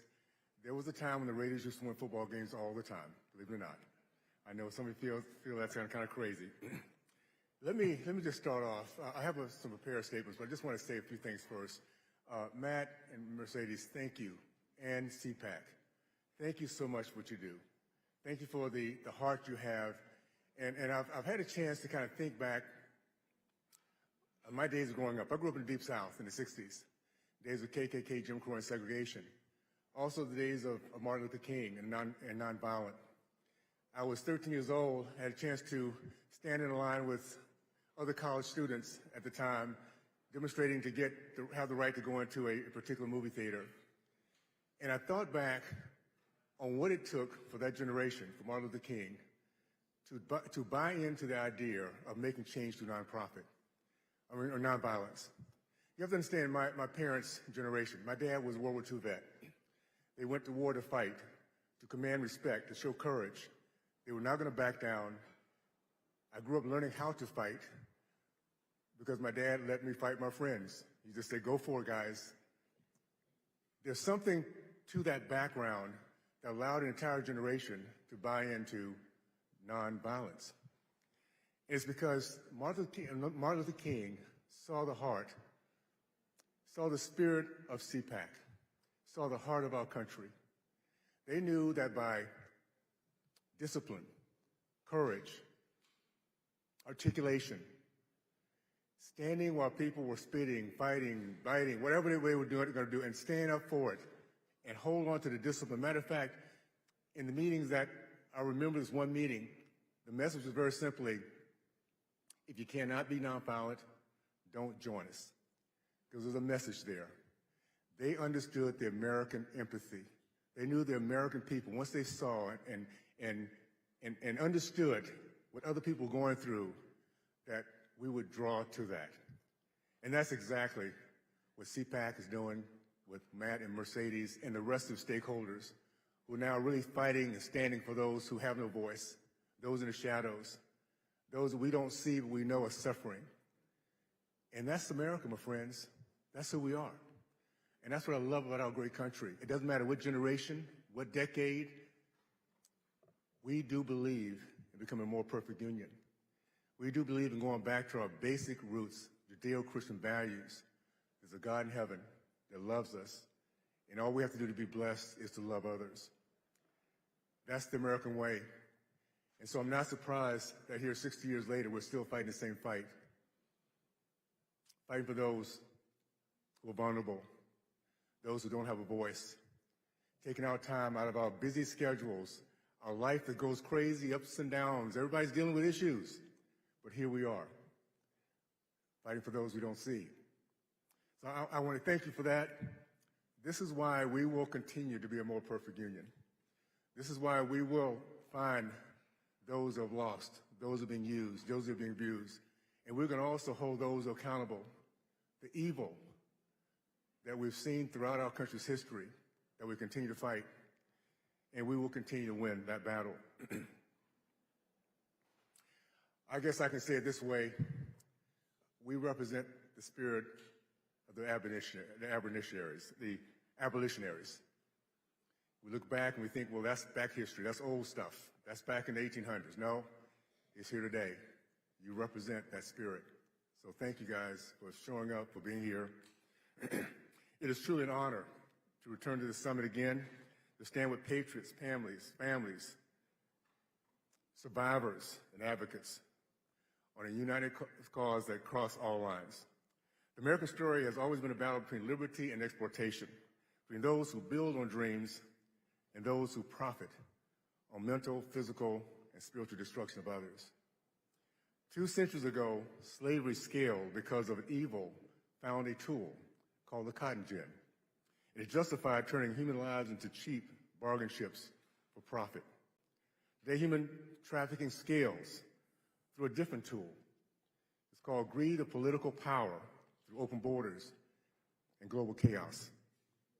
Under the Biden-Harris administration, traffickers had 4 years of free reign. Results, unaccompanied children crossing our borders, the loss of 300,000 innocent, vulnerable children lost. We had an administration that for 4 years gave hundreds of thousands of children to total strangers, replaced in dangerous jobs, abused and exploited. It wasn't negligence, my friend. It was purposeful, pure evil. And as we look back on our history, one thing about the American way, the American people, the American spirit, regardless of what time, what era we grew up in, we instinctively repel darkness. It is with our DNA to act.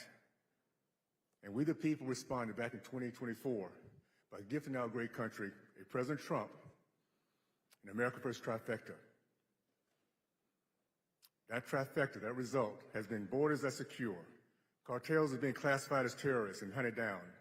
Thousands of lost children over the last 6 months being found. People in and out of the government and NGOs who will be held accountable for this modern-day slavery. We're no longer pretending the evil isn't happening. We're instead aggressively confronting it. And that's what you represent today. I was taught when I was a kid, my dad is learn to discipline yourself to run toward fear. You know, we think about our first responders, that's what they do instinctively as everybody else running for safety. Well, you guys are running toward freedom for so many other people. So know that your voice counts. Sometimes we might think that, you know, we're just one person. We got issues. We're overwhelmed at times. How can I make a difference? You're making a difference by being here. You're making a difference with your voices and your time. Stopping traffickers is only half the battle. We also have a duty to lift up the survivors, to offer them hope, justice, and a future. Here's a few bills that we've put together that supports the survivors. I won't go into all the details, but just to give an idea that we have a legislative America First body that's all in. I have never been more excited than I am today to be part of something that really makes a difference. You know, I was one of those guys back in the old days, again, when the Raiders used to win, and I won in Super Bowl 15. And sometimes people ask, well, how did it feel to walk off the field as Super Bowl champion? Well, not too long ago, a week or so ago, when we passed that one big, beautiful bill, I said, this is how it feels, my friends.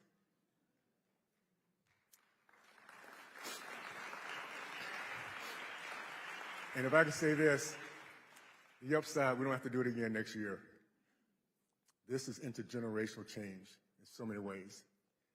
We are showing what it looks like to have DC fight for Americans, to fight for our values, to make sure our kids have the blessings that we had, of a legacy, of a culture allowed us to dream as big as we wanted to dream, to overcome any obstacles we had to overcome, knowing that if we fail, we have the right, the freedom, and the opportunity to get back up and go at it again. That is such a powerful culture to live in. And every person who lives in this country should have that right to feel that way. Here's some of the bills we've passed. The Trafficking Survivors Relief Act. This is so important because it clears nonviolent records of victims so they can rebuild their future. Second chances are for everyone, including those who have been used, abused, and discarded. They have to have that hope of second chance. The Earn It Act, upholding online platforms accountable for hosting child sexual abuse material. Evil. Human trafficking awareness training. This is to help our law enforcement officers to know how to detect and stop these crimes. And the child-only safety monitorization, which basically gives children safety on the internet. We will not rest until every trafficker is behind bars, every child is respected, and every survivor has a chance to heal. This is the work and the vision of this remarkably great country. CPAC, as I wrap this up, I just want to say thank you again. It's so important that we all find our lane. We all find those things we can really be focused on. One quick football analogy, if you guys don't mind. I'm going to give a quick Raider story. For all the young people, Raiders had a very unique culture. It was one of second chances. It was before free agency. It was at a time when the NFL had some very high standards. And many guys could not stay on teams because of their attitudes, their personalities. Before Al Davis Oakland Raiders, if you're too old, too rambunctious, too crazy, too wild, too antisocial, he was just right for the Raiders. Because he believed in second chances. He believed you get guys with all the issues they might have, but they have one thing in common, winning. They'll pull it off, they'll put it together. And that's what we have here. We have different personalities, different priorities, different phases of life, but we know we need to win this one. And that's why we will. This is the work and the vision of a great nation. And CPAC, I want to thank you for fighting and for those in the shadows without a voice. I want to thank you for refusing to look away. I thank you for believing, as I do, that the American spirit of empathy and love for our fellow man shall overcome the darkness of exploitation. We're in the beginning of a great new chapters, my friend, with President Trump. It's an America first, American free. And I'm very, very excited to be part of this process, to live in this time of history, to be able to look back and tell our kids and grandkids and great-grandkids, we were there when our country was about to go over the edge. We were there and we're still having conversations about exploitation of people. And we were on the front edge, the leading edge, fighting and winning. So keep up the good work, keep up your good hearts, and we'll be blessed by it. Thank you, my friends. Appreciate it. All the best.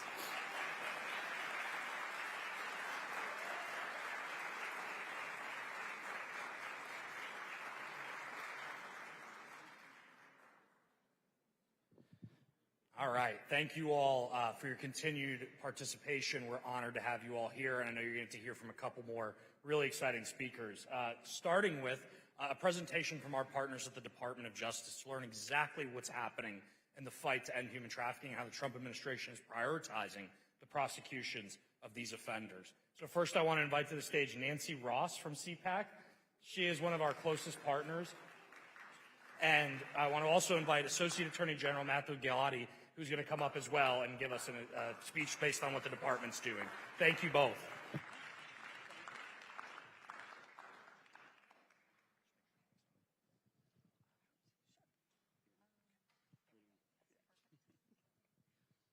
Well, thank you all so much, and such an honor, Matt.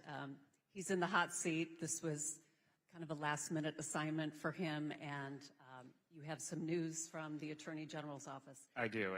Thank you very much, and thank you all for being here with us today and having me. I do have a note from the Attorney General, from Attorney General Pam Bondi, that I wanted to share, which is the following. I'm sorry to miss all of my CPAC friends today, especially Matt and Mercy Schlapp, Senator Blackburn, and the wonderful team at the Tim Tebow Foundation.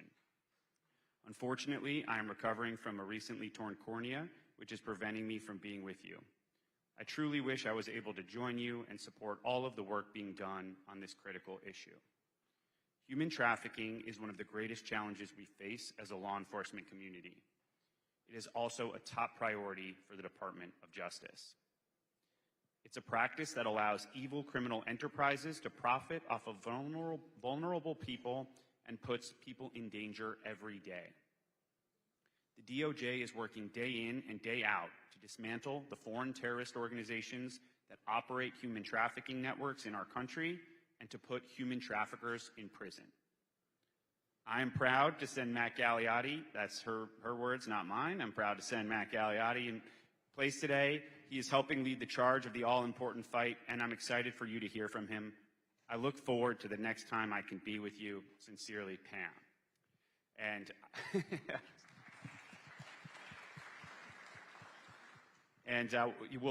we appreciate the applause for her and not boos for me. So I will do my best to fill those big shoes. But I can say one of the things that the Attorney General and I have in common is a law enforcement prosecutorial background where we focused on human trafficking and human smuggling issues, and this issue is near and dear to both of us, and it's a top priority of my criminal division. Thank you, Matt. And we are praying for Attorney General Bondi, for her healing. We know she has all the confidence of our president. He has said that repeatedly in this fight. It has been a top priority, of course, of his administration, the first administration, which took down NXIVM, the NXIVM cult, Backpage, Jeffrey Epstein, Ghislaine Maxwell, and on and on. And there have been many other prosecutions, and that's what we want to focus on, is things that don't make the news, things you may not be hearing about, but we know the president, again, has said repeatedly that saving God's children, that this evil must be eradicated. And it's no small task, but this is something, as a prosecutor yourself in New York, you were very actively involved in. So tell us right now what is happening, what are some of the criminal investigations and prosecutions at the DOJ? Certainly. So what I think I can say is what we've done over the last 6 months is take a multi-pronged approach to this effort. So first of all, we have our human trafficking and prosecution unit looking at domestic sex trafficking rings. We also have human rights and special prosecutions focusing on alien smuggling, which often leads to exploitation and trafficking. We're merging those groups to help in this fight.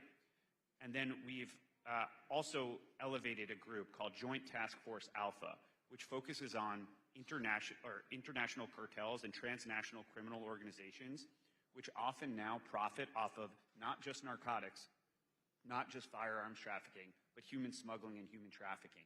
And we are dedicated to eradicating those cartels. The second, I would say, is that we have had massive successes in just the last 6 months. We secured convictions of people that had a mass casualty event as part of a smuggling and trafficking ring, which led to the deaths of 53 individuals in Texas. We prosecuted another one on the northern border where a family of 4 died.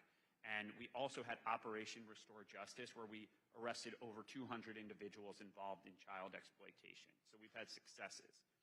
And the third thing I would say is that we have new initiatives. We are focused on unaccompanied alien children that have come across the border. From just looking at the numbers, from just 2020 to 2024, there were several 100,000 unaccompanied children who were unidentified in the last administration, whose whereabouts were unknown. We're seeking to find those children and prosecute the people who brought them here illegally and prosecute the people that exploited them. Thank you. And we say, where are the children? Where are those 350,000 plus? Secretary Noem earlier today said 10,000 had been rescued and identified. And then I heard last week, I think it was Representative Clay Higgins said there were 35,000 in classified operations. And obviously you can't talk about that, or maybe there's more to that. And we pray. We're just praying that there's a lot going on behind the scenes that we're not hearing about. Obviously don't want to tip off the traffickers. But when we talk about these gangs, is it 5? Is it 10? You know, we hear MS-13, Tren de Aragua, and we know the powers behind them are quite fierce. Okay, well, let me give you an example.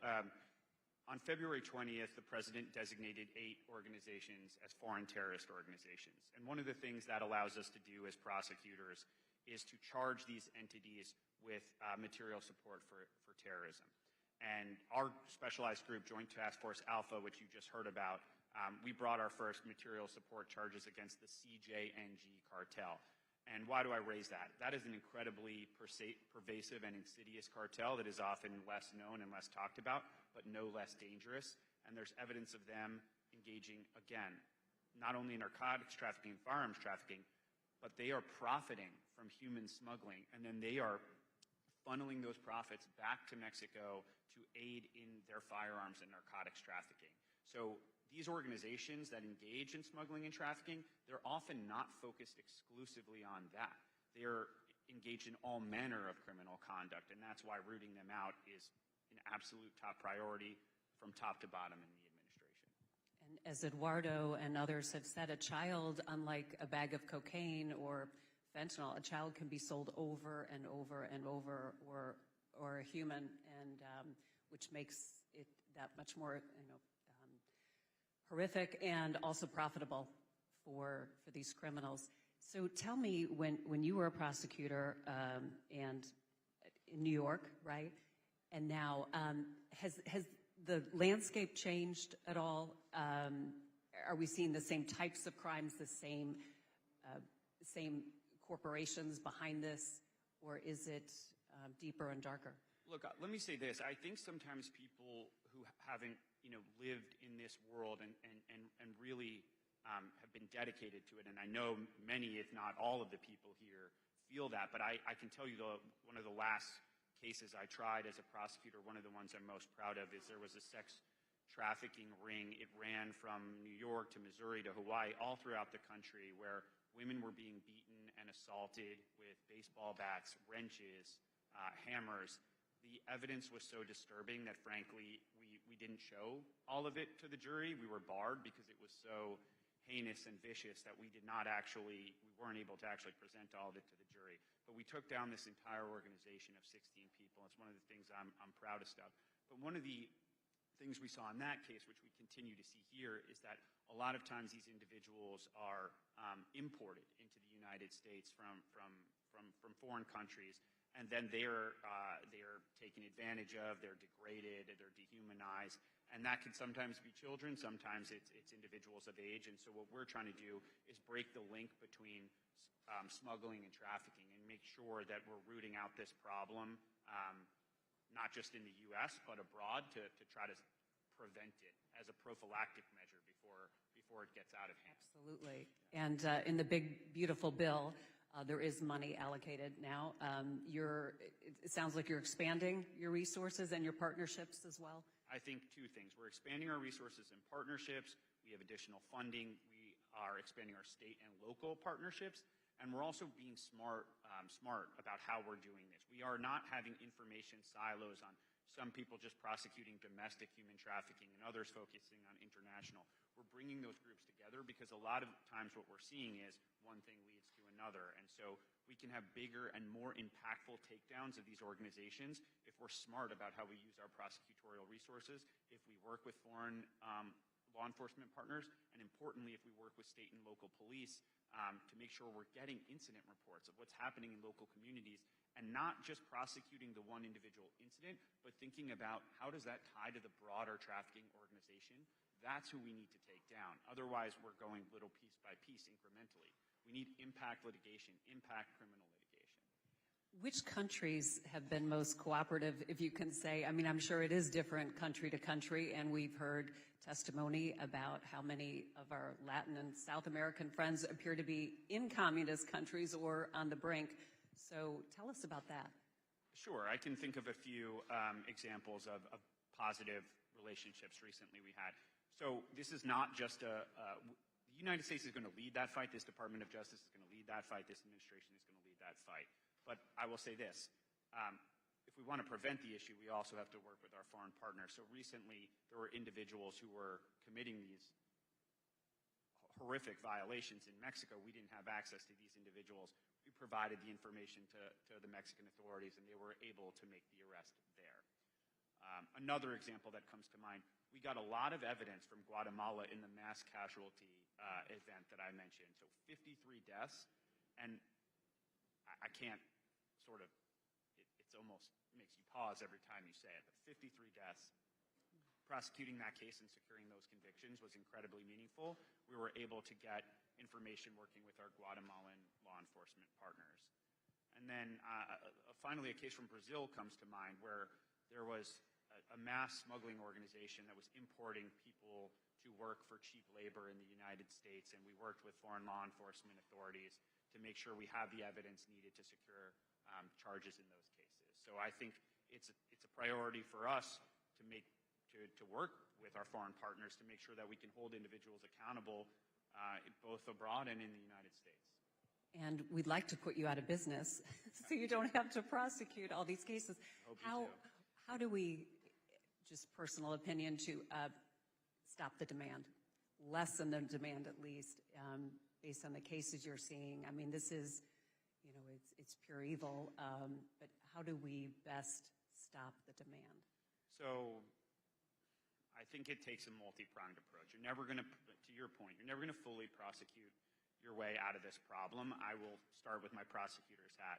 The thing we need to do is secure harsh sentences for individuals that engage in this and understand this is not some risk-based calculation on whether you should engage in this activity. You absolutely should be, it should be known that you will be prosecuted to the fullest extent of the law, and we will pursue you whether you're in the United States, whether you're abroad. We will bring you to justice, ideally here in an American courtroom if you've impacted the United States, but if we can't, we'll work with our partners to do it elsewhere. And the second, I think a lot of it is sort of what you're all doing. I think it's important to amplify this message. I think people, again, people who haven't been involved in this don't actually understand how serious this problem is, who don't engage with this every day, who don't understand what happened when people are smuggled across the border or when people are exploited. And so getting that message out, getting eyes in the community is critical. It really is a shadow war, a silent war in many ways. But thank you, Matt, for all you are doing. God bless you and everyone at the DOJ. And again, give our best to Attorney General Bondi. I absolutely will. Thank you all, and thank you all for your work on this important initiative.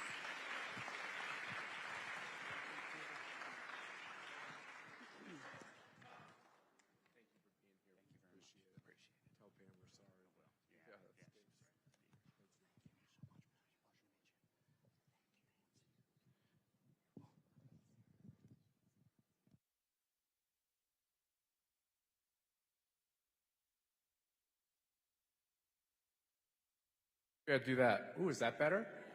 Wow. 4 hours into it, I figured out how to use the microphone. That's good. You really can't understand the border, I think, fully unless you live near the border and come from a border state. And when you see the changes in the communities along the border, Texas, Arizona, in these important places, it's an amazing thing. But before the border was re-shut down, there were members of Congress who were, ringing the alarm bell, not just about the fact that we ought to have rules-based immigration, even in a country like America that's the most generous towards immigrants in any country in the whole world. You also have to understand the perverse consequences of that open border. I've now come to the conclusion, every time I see someone on TV, I don't watch very much TV. Sorry, TV cameras. I like all of you. But I don't watch very much TV because it seems like whenever someone's on TV or in media talking about how much they care about you, it's a lie in a lot of cases, right? oh, we care about people, so we have to open up the border, or we care about people, so we have to let 300,000 kids go within our country and not keep track of them, as Kristi Noem and others have talked to us about today. So I really have deep respect for our next speaker, because he was talking about this before a lot of people like myself understood it and even visited the border.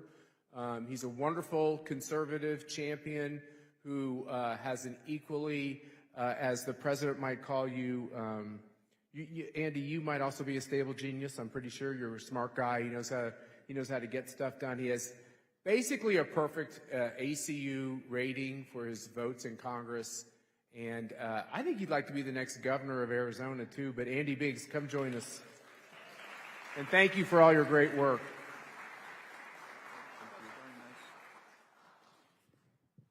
Thanks, Matt. It's really an honor to be here with you today.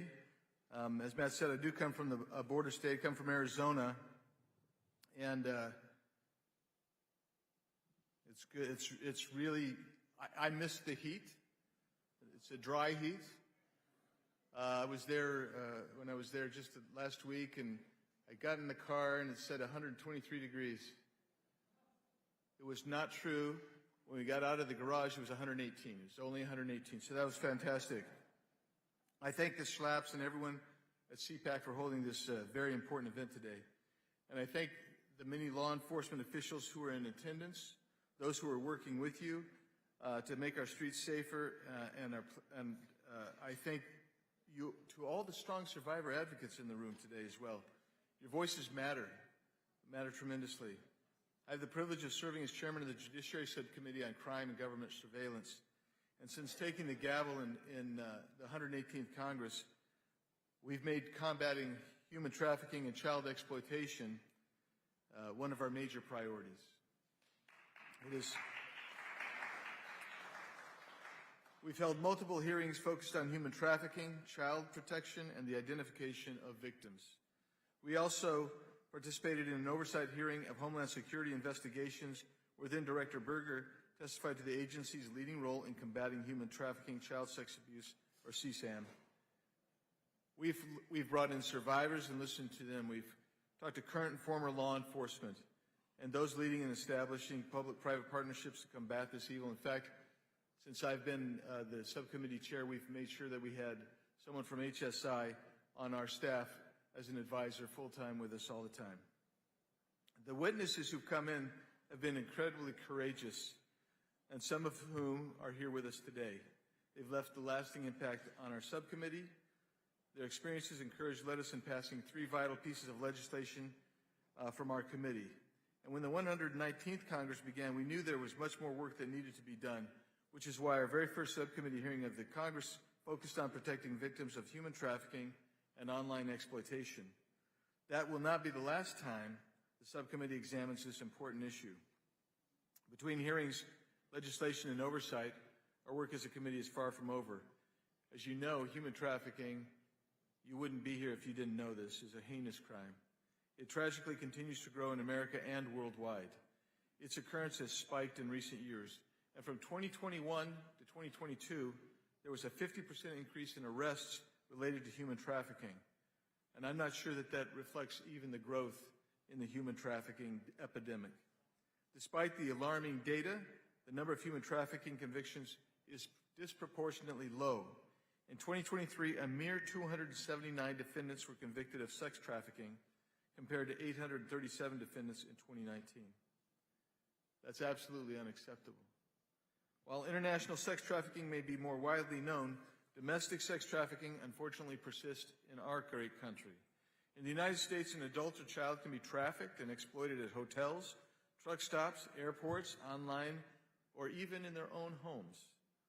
Trafficking victims are exploited in cities, suburban neighborhoods, and rural areas. It can happen anytime and anywhere. Traffickers use force, fraud, coercion to induce their victims to commit crimes. This can lead to the arrest, conviction, and incarceration of trafficked victims without consideration of their victim rights and their victim status. Thankfully, we have made significant progress to help victims and survivors as they move forward with their lives. The vast majority of states provide some sort of relief to victims now for nonviolent offenses committed while under the control of their traffickers. Those laws allow victims to move on from these horrors, re-enter their communities, and get on with their lives. During my first term in Congress, I helped pass the Amber Alert in Indian Country Act into law. That law has saved more than 24 individuals. The ability to find kids soon after they are taken, no matter where in the country they live, is instrumental in keeping them out of trafficking situations. And our committee members also continue to take important steps to protect victims and survivors at the federal level. Last Congress, my friend and colleague on the Judiciary Committee, Representative Russell Fry of South Carolina, led the Trafficking Survivors Relief Act legislation that follows the state's clear lead in providing federal relief to survivors who committed a nonviolent offense as a direct result of having been a victim of trafficking. I was grateful to co-sponsor that bill and to hear it and pass it out of my subcommittee. Mr. Fry worked closely with our Senate counterparts to reintroduce this important legislation, and I look forward to working with him to continue to protect our survivors. While we work to protect victims, it's equally important to hold perpetrators accountable. There's no question that these criminals must be prosecuted. While there are many solutions to contributing to this issue, we must ensure that prosecutors are doing their jobs, as we just heard from the previous panelists, to put these criminals behind bars. We cannot accept lenient sentences. We can't accept sweetheart plea deals for those who wish to bring harm to innocent children and other vulnerable members of our population. And I would be remiss if I did not recognize my friend and border czar Tom Homan for all his work combating human smuggling and exploitation at the southern border. Speaking in front of the Republican National Lawyers Association Policy Conference earlier this year, Mr. Homan recounted a harrowing rescue that resonated with me personally. When speaking about rescuing families, he said, "We found 2 days ago a 14-year-old little girl living with 2 adult males who trafficked her. We found her. She's pregnant from trafficking and being forced into prostitution at 14 years old. We're taking care of her, physically and mentally. Despite what the media says, we're not heartless. We care about our kids." I thank Mr. Homan, who's been down to the border with me on a number of occasions as we analyze and try to fight this horrible evil. Children who cross the southern border as accompanied minors are not safe. Lax border policies promoted by the Biden-Harris administration led to vulnerable children being exploited by cartels and smugglers as they attempted to come to America. The journey for them is incredibly dangerous, and their risk of being sex trafficked is high, incredibly high, unbelievably, and I can't even stress how high that is. In 2014, then President Obama said, "Don't send your children unaccompanied. They might not make it." But I never heard that from the previous Biden administration. Human trafficking and CSAM often intersect when trafficked children are exploited, not only through in-person abuse, but also through the recording and distribution of that abuse as digital content. Traffickers may use CSAM to advertise victims, coerce continued compliance, or profit from online exploitation, making the production and distribution of CSAM a common component of child sex trafficking cases. The exploitation of children through CSAM remains a serious issue both within the U.S. and abroad. Reports of CSAM continue to grow exponentially, with 3,000 reports in 1998, growing to more than 36.2 million in 2023. That's unbelievable, and it's heartbreaking that most of these children remain unknown to law enforcement officials. Identifying children depicted in CSAM is crucial to stop their ongoing victimization and capture the offenders that produce it. The work cannot be done by a federal government alone. Joint efforts among federal, state, international, and non-government partners are essential for the identification and rescue of victims. Throughout the last 2 years, I've had the privilege of working with Tim Tebow and his amazing team at the Tebow Foundation as they led the way with HSI on Operation Renewed Hope, the first of its kind mission to identify, locate, and rescue victims of child exploitation. More victims will be rescued and provided with care that they both need and deserve. My friend and colleague, Representative Laura Lee from Florida, continues to work with the Tebow Foundation to reintroduce the Renewed Hope Act, a bill to ensure that HSI has the people and resources to identify more victims. HSI, state-level task force, including the Internet Crimes Against Children Task Force, or ICACs, the Tebow Foundation, and many others are leading the charge to identify and rescue children, and for that, I express my deep gratitude. Sunshine is the best disinfectant, and it's the best way to rid the world of these predators who abuse and exploit children. We must bring attention to these innocent children who live in the shadows, longing to be discovered and rescued. We must not shy away from hard topics and hard conversations. We have much work to do. And what do we do? There are many steps we can collectively take as a Congress and as a nation. In Congress, we will continue to evaluate all the relevant legislation to combat human trafficking and child exploitation. As we don't have police power, we do have legislative power and the power of the purse to empower the police apparatus of the federal government and incentivize the police apparatus of state and local entities to fight this scourge. We must fix the issues caused by the previous administration, and we cannot forget the damage done by radical open border policies. We cannot ignore the women, children, and others who are exploited on the dangerous journey to the United States. Combating human trafficking and child exploitation should be a bipartisan issue. But I would tell you, Republicans will lead the way. We must also ensure that the human trafficking hotline is operating properly and effectively and constantly. Last year, our subcommittee found that some third-party tips were not being reported to law enforcement. This is not related to victims who self-report. It is about third parties concerned about another's well-being. We need to make sure that law enforcement and NGOs are working hand in hand to hold perpetrators accountable. We have done a horrible job, the previous administration in particular. They misplaced, by some estimates, well over 400,000 unaccompanied children who were placed in the care of the Office of Refugee and Resettlement. They came across typically unaccompanied. They were placed in government care. But the government placed these children into situations and sponsorships without vetting the sponsors, without maintaining contact, without keeping track. And now we are trying to relocate all those children who have gone missing, many of whom could easily be trafficked. In one instance, we found that in a Florida nightclub, there had been more than 22 children placed in that strip club. And there was no vetting. We have not been able to find those children. And this is not the only example of that kind. From Yuma, we found that there was an address in South Carolina where a lot of adults were being sent there as family units. But when we found that they were repeatedly going to, where literally dozens and dozens were going to the same address as their declared sponsorship home, the investigation turned out there were 3 kids there being rented out.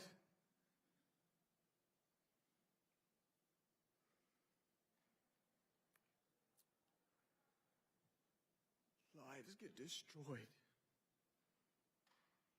It's up to me. It's up to you. We will not be silenced.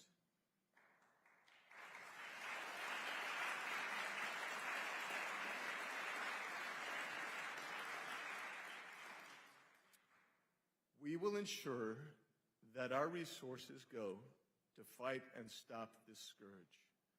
I will tell you right now, the number one human trafficking corridor is in my home state. I know right where it is.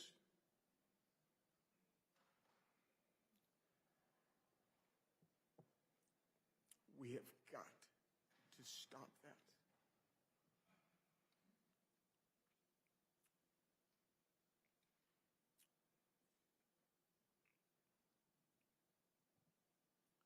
Attorney General Bondi has made the commitment, and she's doing an outstanding job, to inform her DOJ to make sure they're prosecuting these horrific evil people who are exploiting these victims. The oversight by my subcommittee will continue.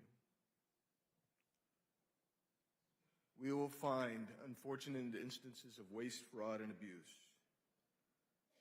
But we will also find areas where we can facilitate the saving of these kids and those humans who are these victims of trafficking.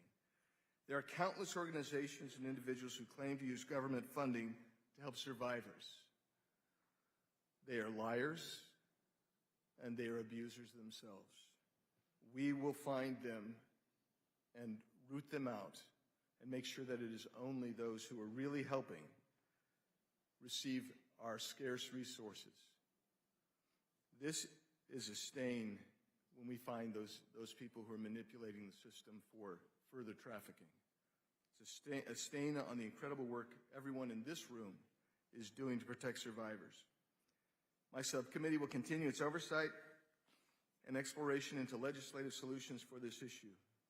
I encourage you to continue to use your voices, your brave, courageous voices, that you'll speak up for survivors against these atrocities and speak up against those who use the system to enrich and benefit themselves. Thank you for what you do. Thank you for your hard, tireless work. This is on all of us. We can make the change, we will make the change, and we will stop this scourge. God bless you. Thank you all.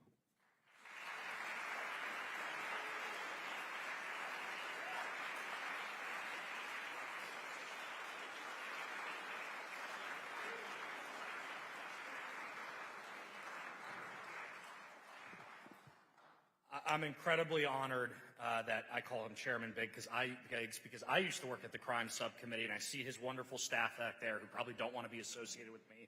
But I want to say thank you to them and thank you to their wonderful team, including Lauren, who is pregnant with her first child. So I'm putting her on the spot. Thank you all for being here. Thank you for what you've done. And I want to conclude with our team here. We are going to close this out strong. I want to first introduce Stuart Whitson, who is currently running for the Congressional 11th seat in Virginia, but also as a former law enforcement officer serving in the FBI for years, tracking this problem. He's also a combat veteran, and he also saw what happened in the Biden administration when this was not a priority. So we'll start with Mr. Whitson, we'll move to Mercy and Rosie, and then we will close out. We do have to be out of this room quickly, so I ask that the minute we're done, please join us in the hallway for a good spirit and get to know each other. I'm thankful for all of your time today. Thank you for being here. Stuart, the floor is yours. I've hunted terrorists overseas, and now I'm watching predators walk free in the backyard of our nation's capital. That's not rhetoric, folks. That's reality. My name is Stuart Whitson, and I'm running for U.S. Congress in Virginia's 11th District. But I'm not here today as a candidate.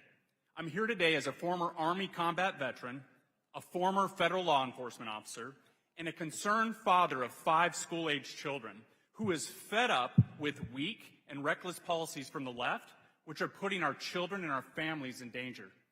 As an Army infantry officer, I led more than 300 combat missions in Iraq, and I later served in the FBI as a special agent and as a member of the SWAT team, where I helped arrest violent gang members while protecting vulnerable communities from predators. I've seen the worst that humanity has to offer. And what's happening right now in America is evil on a new, unimaginable scale. And it's happening in plain sight.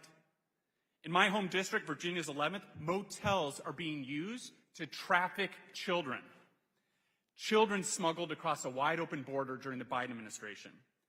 Girls are being raped by grown men pretending to be high school students.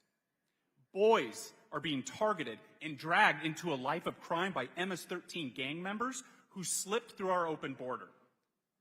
Legal immigrant families who did things the right way are now living in fear.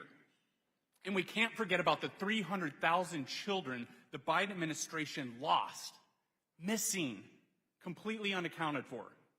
The sad truth is that much of this is happening because of the policies pushed by politicians like my opponent, who proudly supports sanctuary cities. They're not supporting safe havens, they're creating sanctuaries for traffickers. Unlike the weak leadership on the left, President Trump got it right. He didn't just talk the tough, He acted. He got us to 0 illegal border crossings. He supported our law enforcement. And most importantly, he told the truth, even when the media didn't want to listen. That is leadership.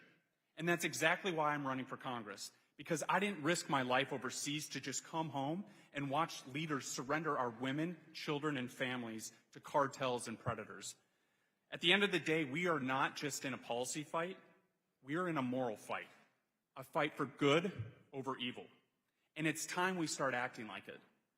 Again, my name is Stuart Whitson. Thank you so much for coming out today. Thank you to Matt and Mercy and the entire CPAC team. And thanks be to God for giving us a platform to fight for our kids, to fight for our families, and to fight for our country. Thank you so much, and God bless America.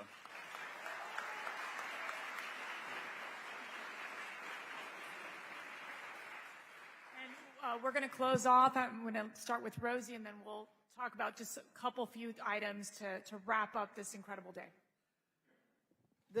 The room is full of heroes, and I know that all of you deserve. Raul Camus is in the back. Thank you, Raul. Thank you to all of you, especially Frank. You did an incredible work.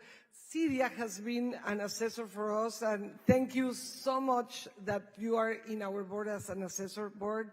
Of course, all the Kaleido board, if they can stand up, thank you so much for all the incredible work you have done. And this last award, that is a Premio Libertad, is for a Hispanic man who has been 4 years fighting against trafficking.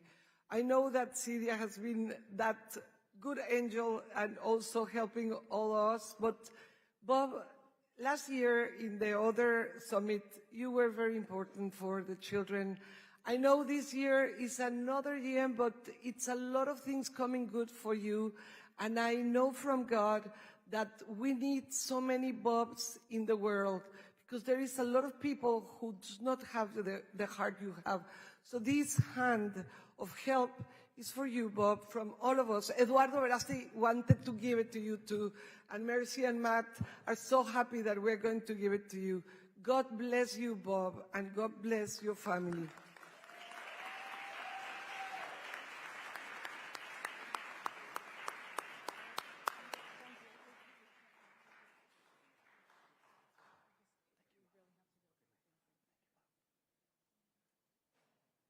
The first thing that happens in human trafficking is they take away your identity, your passport or whatever. Even the children, they don't have identities.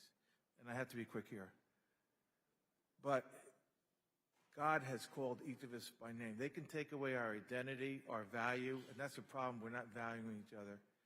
They can take away our identity, but each one of us, like Jesus says, before you were formed in the womb, I knew you. So, like Eduardo was saying, let's pray.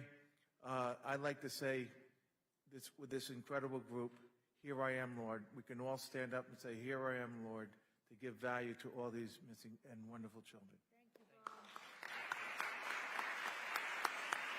Thank you, Bob. Thank you, Rosie. I just want to, Frank, come over here. We got a lot of work to do.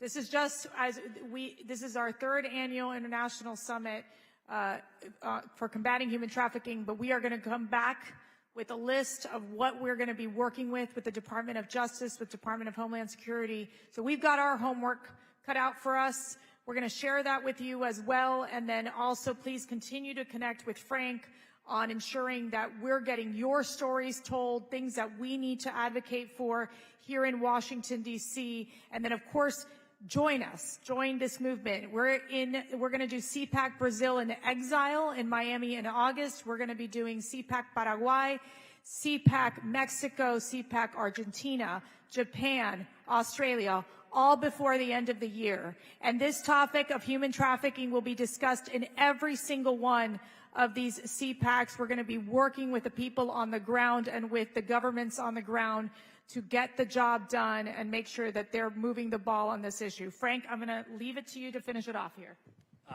Thank you, Matt and Mercedes. First, can we give Matt and Mercedes a hand for taking the time The last thing I'll say is we screened the Sound of Freedom. I was not at CPAC to even do this work, and Mercedes looked at me and said, well, we should start a center and you should run it. And I said, of course, without asking for a single dollar, not because I'm brilliantly hard, just because I'm not wise. I said, sure, let's do it. And here we are almost 3 years later. This is our third summit. We're in over 10 countries. We've passed legislation in over 5 states. We've gotten 2 bills over the line, and none of it is enough. We have to provide an American solution to this international problem. And I cannot say enough, and this is not just to keep my job because it's the truth. Matt and Mercedes have given so much to this movement and followed a lot of us blindly into this work, and it's because of their heart and because God led them there. And God has led you to this room. Please stick with us. Please come find us. Please work with us. It is the honor of my lifetime to get to know a lot of you, and it's the honor of my lifetime to work with you, Mercy. Thank you all.